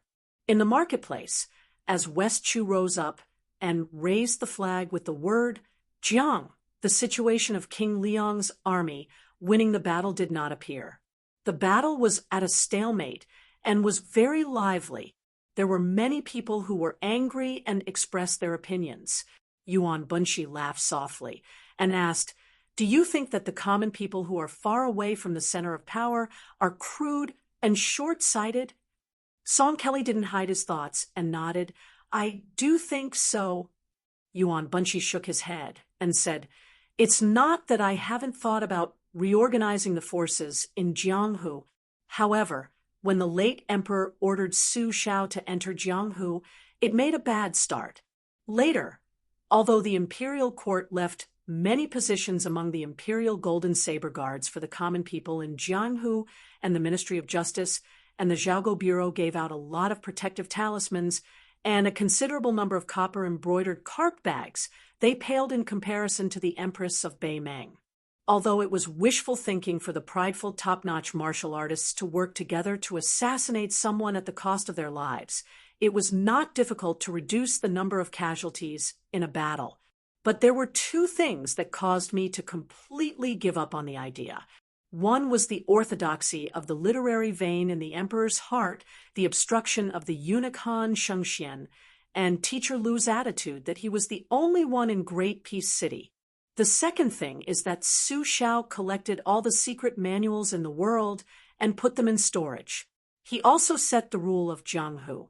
From then on, the court and Jianghu did not interfere with each other's business.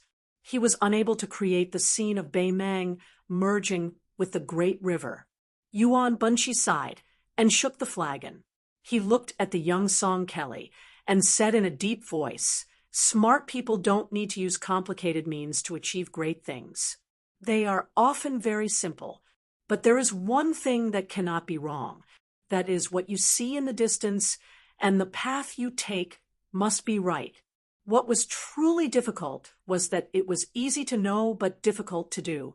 Your ancestors and father's generation had joined hands to dominate the literary world and suppress others. They might not have known that their actions were hindering the atmosphere of the scholarly circle. Why? Because they could not let go of their family's honor. The current emperor did not adopt Li Xiaoxin's new calendar. It might not be that he did not care about the people. Why? Because he could not let go of his family's prosperity.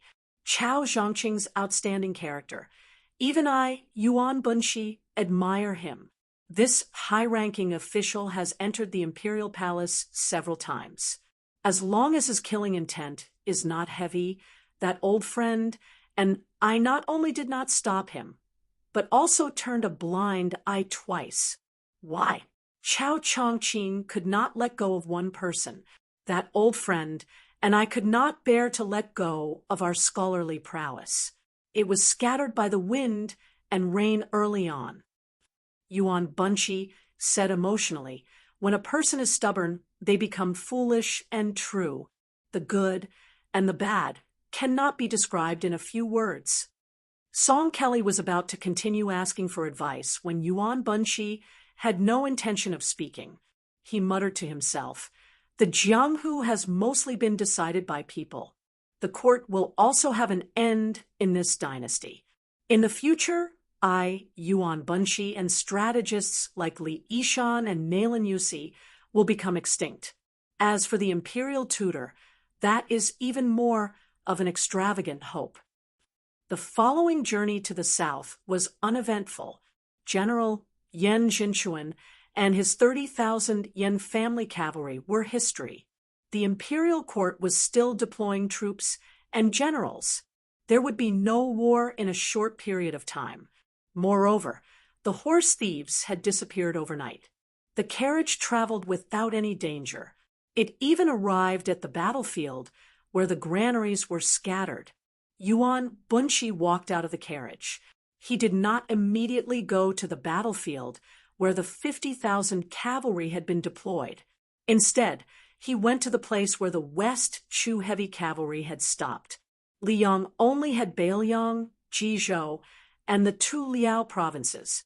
West Chu's war horses were naturally inferior to those of these three places. Moreover, when the heavy cavalry rushed to the battlefield, it was impossible for them to gallop with the momentum of a rainbow. Instead, they needed a large number of mules and horses and many auxiliary soldiers. Before the heavy cavalry entered the battlefield, the riders did not wear armor or mount their horses. They only chose to hide in a place not far from the battlefield and quietly wait for an opportunity. Once the heavy armored cavalry completed their charge, the huge impact they would create would be unparalleled. It could be said that the heavy cavalry was like a woman that every cavalry commander wanted to keep in a golden house. They were the most terrifying love rivals that the enemy commander did not want to meet. Yuan Bunchi followed the marching route of the heavy cavalry and slowly walked until he reached the final battlefield. Yuan Bunchi squatted down and closed his eyes. It was as if he could see the tragic scenes of the battle between the cavalry and the soldiers. At the end of the light cavalry battle, the West Chu heavy cavalry charged out. Yan Jinchuan, who had changed his warhorse several times, was covered in blood. He was not afraid of death. He led the few remaining personal guards who had been protecting him and took the lead to meet the heavy cavalry. Those who had horses continued to fight on horseback and made one last charge. The Yan family cavalry, who no longer had any war horses to ride, stepped into formation and met the unstoppable flood of armored soldiers. After the situation was settled, the exhausted West Chu cavalry continued to chase with gritted teeth. Yan Jinchuan was the first to die in battle. He did not even leave a complete corpse. His generals died soon after. Many of the Yan family cavalry who could no longer fight stared blankly at the spears on the backs of the enemy's horses or at the blades of the West Chu foot soldiers.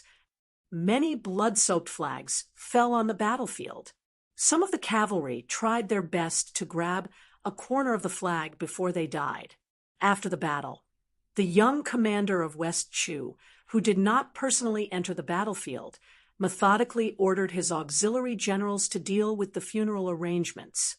The young man did not have the joy of becoming famous in one battle. He sat alone on the ground and looked around. He quietly lowered his head and raised his arm to wipe his tears. It was not only for the men of West Chu, but also for the Yan family cavalry of the enemy camp. Chapter 1167. Wudong's 81 mountain peaks were a spectacular sight, but not every peak had a Taoist temple, and not every mountain had a Taoist cultivator. Among them, the small pillar peak in the north had relied on the east wind of the northern Liang king's large-scale construction to build a new Taoist temple. The master of the temple was the old Taoist Song Jiming's youngest disciple, Han Gui. This young Taoist cultivates his heart, not his strength. Even the old sect leader, Wang Zhonglo, once said, "This child is upright and sincere. The further he goes in the future, the further he will go." However, even though Wudong's mountain style was simple and honest, Han Gui was neither proficient in alchemy nor talismans. Even his divination skills were sparse, so Song Jiming never allowed this disciple in closed-door training to open the peak. Of course, with the incense offerings of Wudong Mountain in the past, even if they wanted to, they were powerless. After Wang Zhonglo passed away, the sect leader was changed from Hong Xixiang to Li Yufu, but Han Gui still cultivated in a tepid manner. Green Mountain Taoist Temple was newly completed. After the initial celebration from the various Taoist temples, Han Gui was not a person who was good at extravagance. The remote little pillar peak soon quieted down, and the number of pilgrims at Green Mountain Taoist Temple could be counted on one's fingers. However, there was a child who often came to Green Mountain Temple to play and became familiar with the boy who swept the path. Later, the child brought a young man to offer incense, who was said to be his master. The temple master, Han Gui, climbed the mountain at a young age and concentrated on studying the classics. He had always lived in seclusion and did not pay attention to worldly affairs.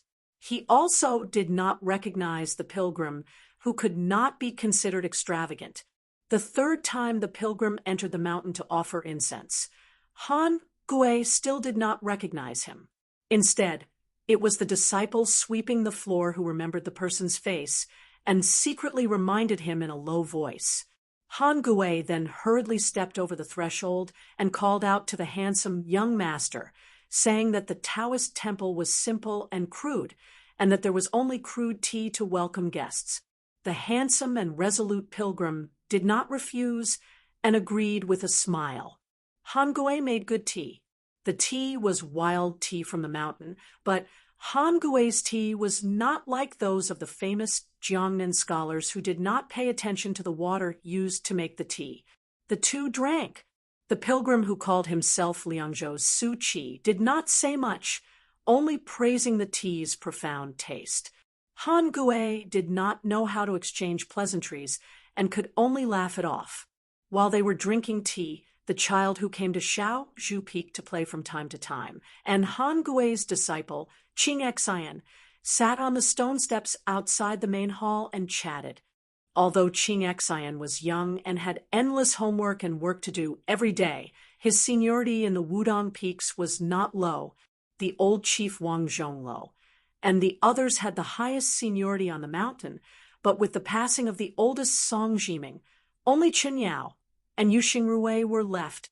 Next was the new chief Li Yufu's generation. Because the previous generation took in very few disciples, Han Gui, as one of Song Jiming's 6 disciples, had the same seniority as Li Yufu.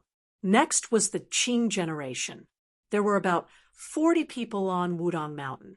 Although there were signs that the number was gradually increasing, if the little Taoist child Qing Xian went to places like Lotus Peak and Jade Pearl Peak, where incense burned, many middle-aged Taoist priests might even call him martial uncle.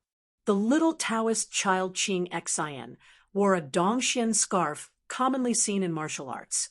There was an inch of cotton folded on top of the scarf, and auspicious clouds were drawn on the surface of the scarf. It hung down like a bamboo slip, inspired by the immortal Lu Zhu.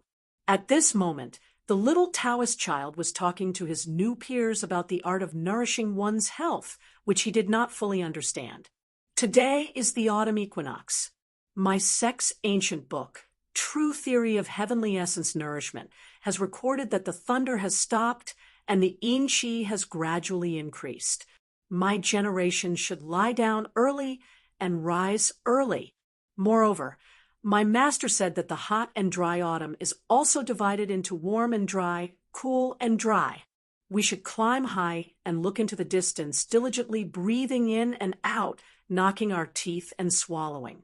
The art of nourishing one's health, in general, is the word restraint. Listening to the little Taoist child's genteel words, the other child babbled indifferently. However, he asked curiously, since there will be less thunder in the future, will there be more demons and ghosts? Then won't you Taoists be busy going down the mountain to get rid of demons and ghosts? Ching Xian rolled his eyes. A chicken talking to a duck. He was a bit angry.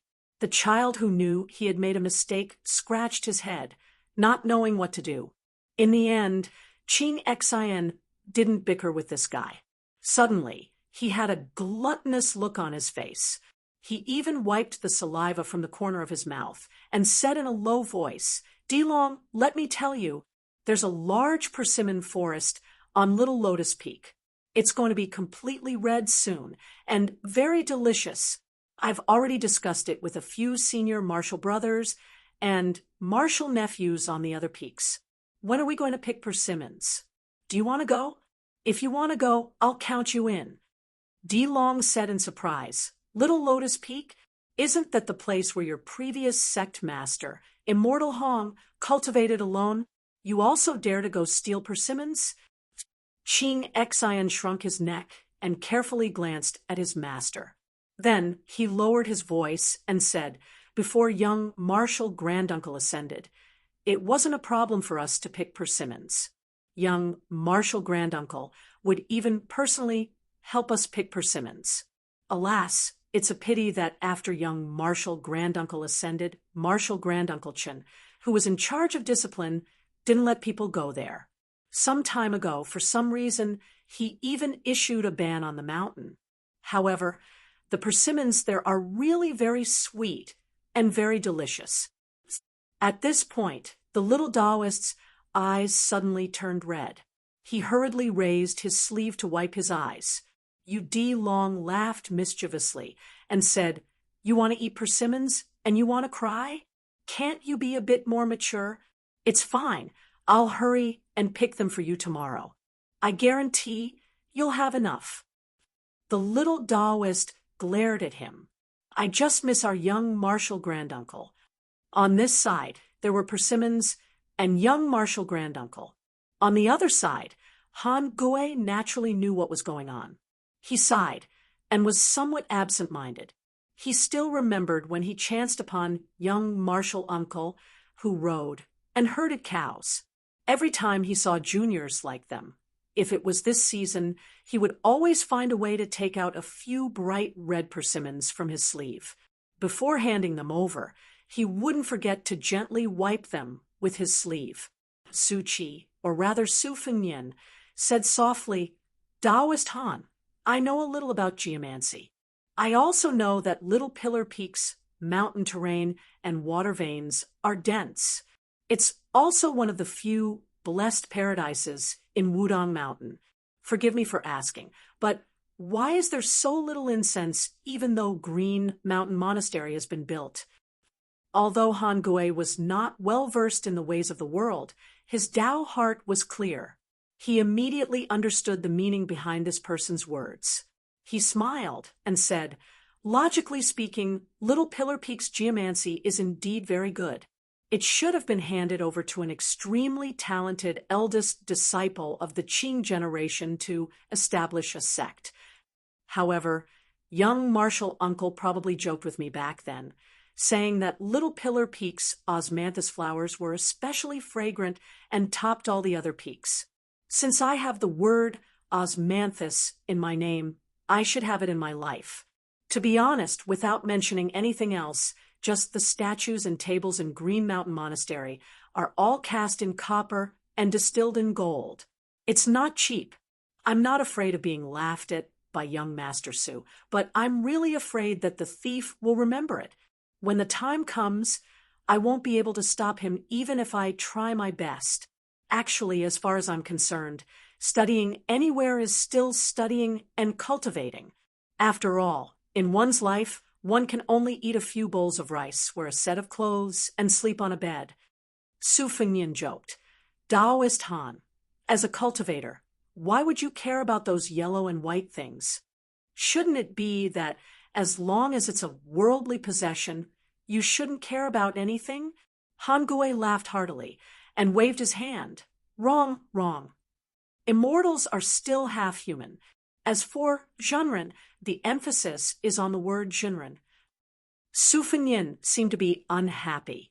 He frowned and said in a low voice, Forgive my ignorance. I don't understand the meaning of this. I hope Taoist Han can enlighten me. Chapter 1168. Han Gui didn't care about young Master Su's gloomy expression. She smiled and said slowly, Sleep, eat 3 meals with your eyes open, work hard, and take care of your family. These are all a person's duties. They can't be ignored just because one's status is high. Although Taoists are people who leave the secular world, the road to immortality has a bleak future. When we cultivate, it's said to be the great way of immortality. Actually, in my eyes, we are cultivating a principle. For example, if a person is at home and looks after the things in the house, they won't be lost or damaged. If you're lodging, you should protect the things in the courtyard from being stolen or robbed. I am a passerby of this Green Mountain Monastery and a lodging person in the secular world. If I can turn stone into gold, I won't feel heartache if I can compensate for the loss of the gilded statue. But I only know how to cultivate. I don't know how to make money. Since I can't compensate, I have to feel heartache. Su Fengnian smiled and said, Taoist priest's principle is very vulgar, but it's not bad. Han Gui smiled and said casually, I have a vulgar idea. I want to become an immortal. Su Fengnian rubbed the edge of the porcelain cup with 2 fingers and said softly, I've met a few people who can live forever, but don't want to. Han Gui didn't think that this young master was exaggerating. She sighed sincerely and said, It's a pity that I haven't left the mountain since I came up. I can't learn from my 2 martial uncles. If I have the chance in the future, I will definitely go down the mountain to take a look. Su Fengnian smiled and drank a big mouthful of tea, sweeping away the depression in his heart. He then asked Han Gui for a lot of knowledge about cultivation and health. The latter answered fluently and said everything she knew. She didn't hide anything. The sun was setting in the west, and the sky was gradually getting dark. The 2 children on the steps had already changed from sitting to squatting, then to standing, and then from standing to lying down. It couldn't be helped that their respective masters were so engrossed in their conversation that they didn't show any signs of stopping for a while. They were truly bored to death. Yu Dilong and Qing Xian both began to doze off. Yu Dilong felt that waiting was not a solution, so he could only use a few dishes that he had tasted at the Qing Liang Mountain Wang Fu to help the little Taoist relieve his tiredness. Some green radish and orange duck soup, some peach blossom braised mandarin fish. Qing Xian didn't know what they tasted like, but just hearing them made her salivate. Su Fengnian glanced at the twilight in the courtyard and stood up apologetically. Sorry for disturbing you today and delaying your cultivation. Han Gui stood up and shook his head with a smile. It's all right. Young Master Su, you can come to Green Mountain Monastery more often when you're free, especially when the winter bamboo shoots are out. Su Fengnian's reply was a bit of a killjoy. I most likely won't have a chance to come here in the short term. Han Gui was stunned and didn't know how to respond. Su Fengnian smiled. My family's collection of books is quite abundant. Later I'll have someone send some books to Green Mountain Monastery. Just treat it as borrowing them for Taoist. Han Gui made a sound of agreement. Yu Dilong saw that his master was finally going to return home. He jumped up and said with a smile, Let's go. Qing Xian, I'll come and play with you later." The little Taoist hurriedly stood up and jogged down the steps. Together with his master, he saw young Master Su out of the monastery, watching the two figures, one big and one small, gradually disappear into the distance. The little Taoist's face was full of reluctance. "Master, what were you talking about with that young master?" Young Master Su consulted Master about a scattered ancient text. It was broad and profound. Rather than saying that Master was dispelling his doubts, it would be better to say that young Master Su was teaching. It was like a Taoing technique. Alas, if one really wanted to study it thoroughly, it would take at least 10 years and at most a lifetime. It looks like there's no need to rush down the mountain. It's so hard to learn. Master, then don't learn it. There are so many books in the world. How can one understand all of them? This one is not the same. Master, then please don't teach me this one. If you have to read it for 10 years, then I won't be able to leave Mount Wudong for 100 years. I won't do it. After all, you just don't want to cook, right? Ha ha ha. Forget it. Today, Master will do it personally, so that you don't know how to sprinkle salt. Oh, right. Remember that a cultivator can't be idle all day long and be an empty shell. Go. While Master is cooking, copy the 9 notes of obedience to life twice. Su Fengnian and Yu Dilong walked down the small pillar peak along the newly opened stone path. Yu Dilong couldn't help but ask, "Master, do you really think there are ghosts and gods in this world?" Su Fengnian casually said, "If you believe it, then there are. If you don't, then there are none." The child made an "oh" sound. Looking at the dark mountain forest, he was somewhat uneasy. After being interrupted, Su Fengnian, who was originally thinking about something, glanced at the child who was following closely behind him. This eldest disciple's talent in martial arts was really amazing. Although Yu Dilong, whether it was out of his own heart or because of the poor environment he grew up in, had an almost flawless ability to hide his inadequacies from everyone, Yu Dilong's talent in martial arts was really amazing. Su Fengnian had once inadvertently confirmed one thing. As long as this child walked through any complex structure once, he would be able to outline a 3-dimensional picture for you. This kind of talent was even rarer and more precious than a simple retentive memory. The so-called martial arts genius was just like this. Su Fengnian had been watching from the sidelines for a long time. He realized that this disciple of his was a little warm-hearted and cold. Although he was very familiar with the little Taoist Qing Xian, in Yu Dilong's heart, he had already drawn a clear line. He could not cross the line. He could not go against the dragon's scale. He could laugh and play around, but if he crossed the line, Su Fengnian could not guarantee that Yu Dilong would do something extreme. However, this was Su Fengnian's first time being someone's master. Although he didn't agree with the way Yu Dilong interacted with Wang Sheng, Lu Yunzhong, and the Taoist child Qing Xian, he didn't feel the need to force the child's temperament back. Su Fengnian thought for a moment and suddenly asked, "Do you think that Lu Yunzhong looks very smart but is actually very stupid?" Yu Dilong opened his mouth wide, as though he wanted to deny it, but looking at his master's clear eyes in the night, the child didn't say a word and lowered his head. Su Fengnian smiled and continued walking. He said softly, "A master also has a master.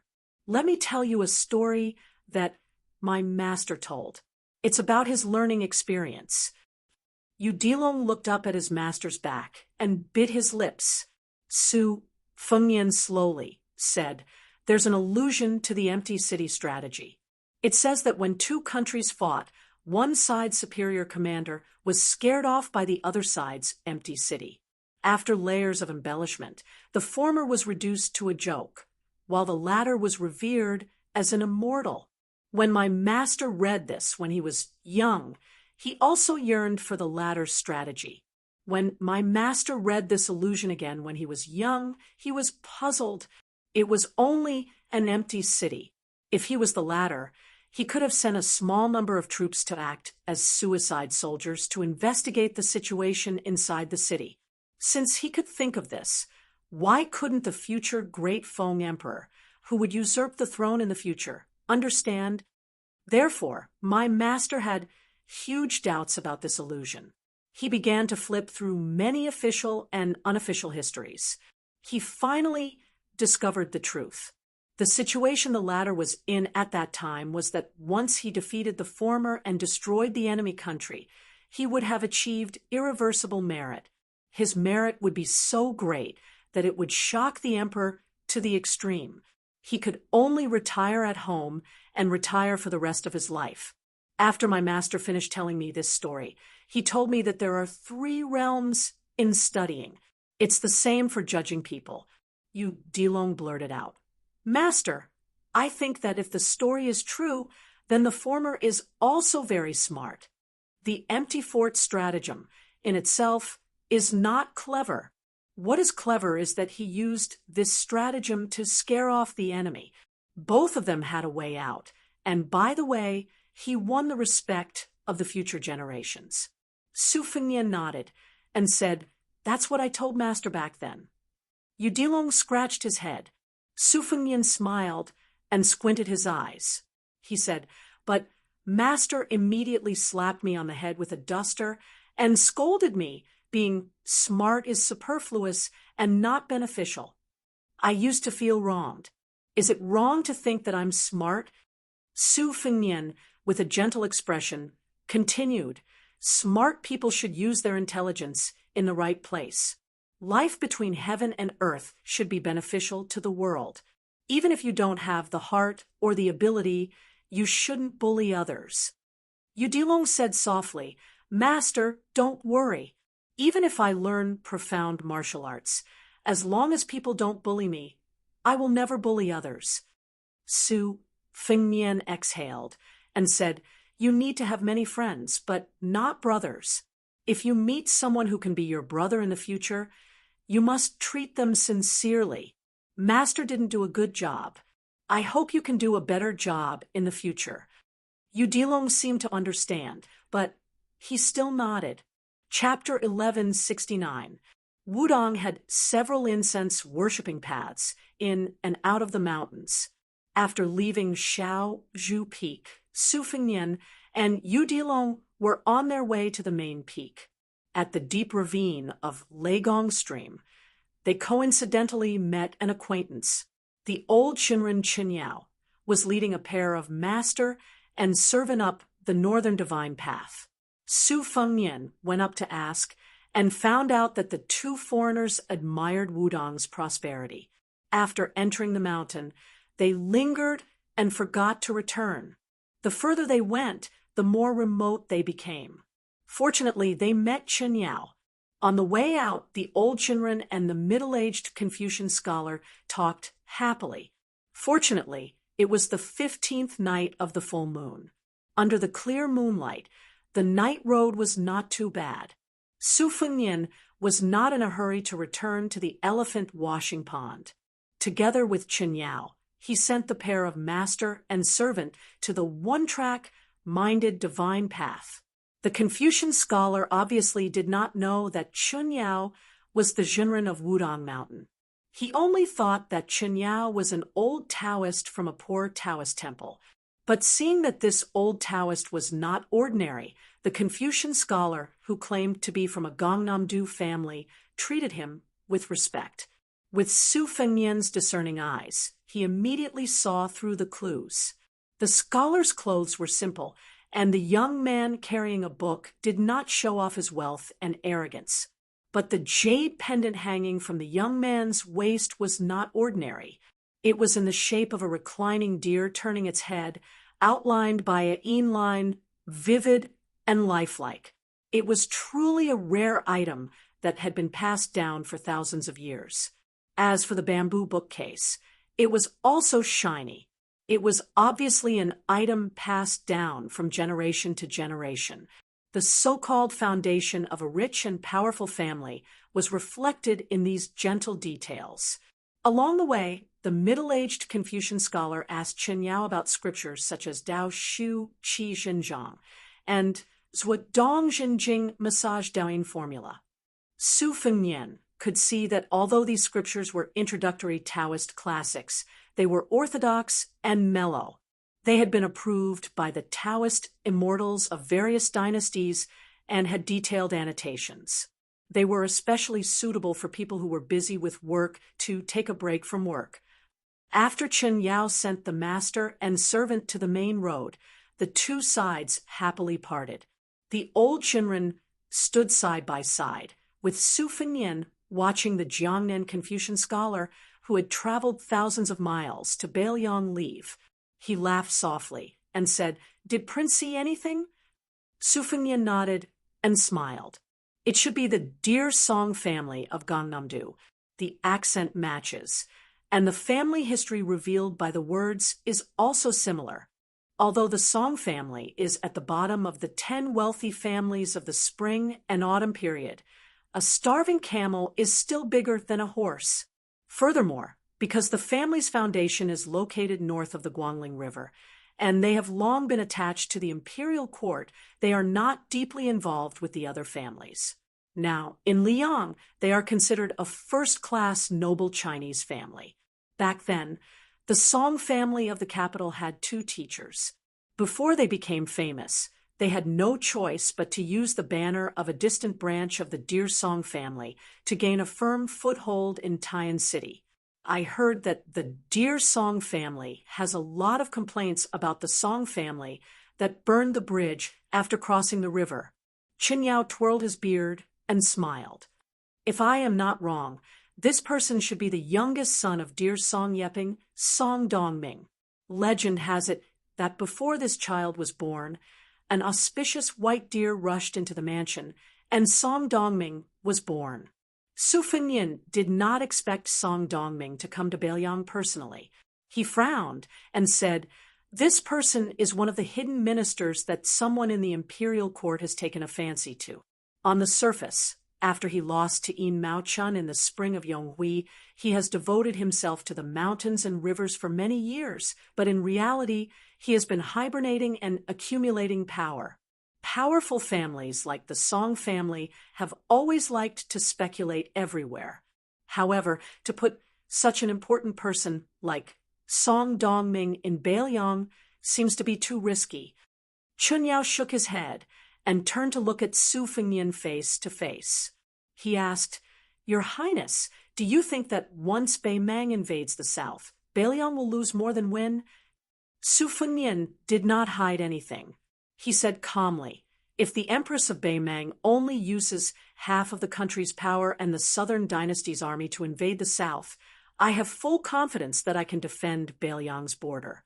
However, if the Empress of Beimang personally comes to the border with all of Beimang's military orders and generals, even if Beiliang already has 2 lines of defense, it will still be impossible to stop Beimang's iron hooves.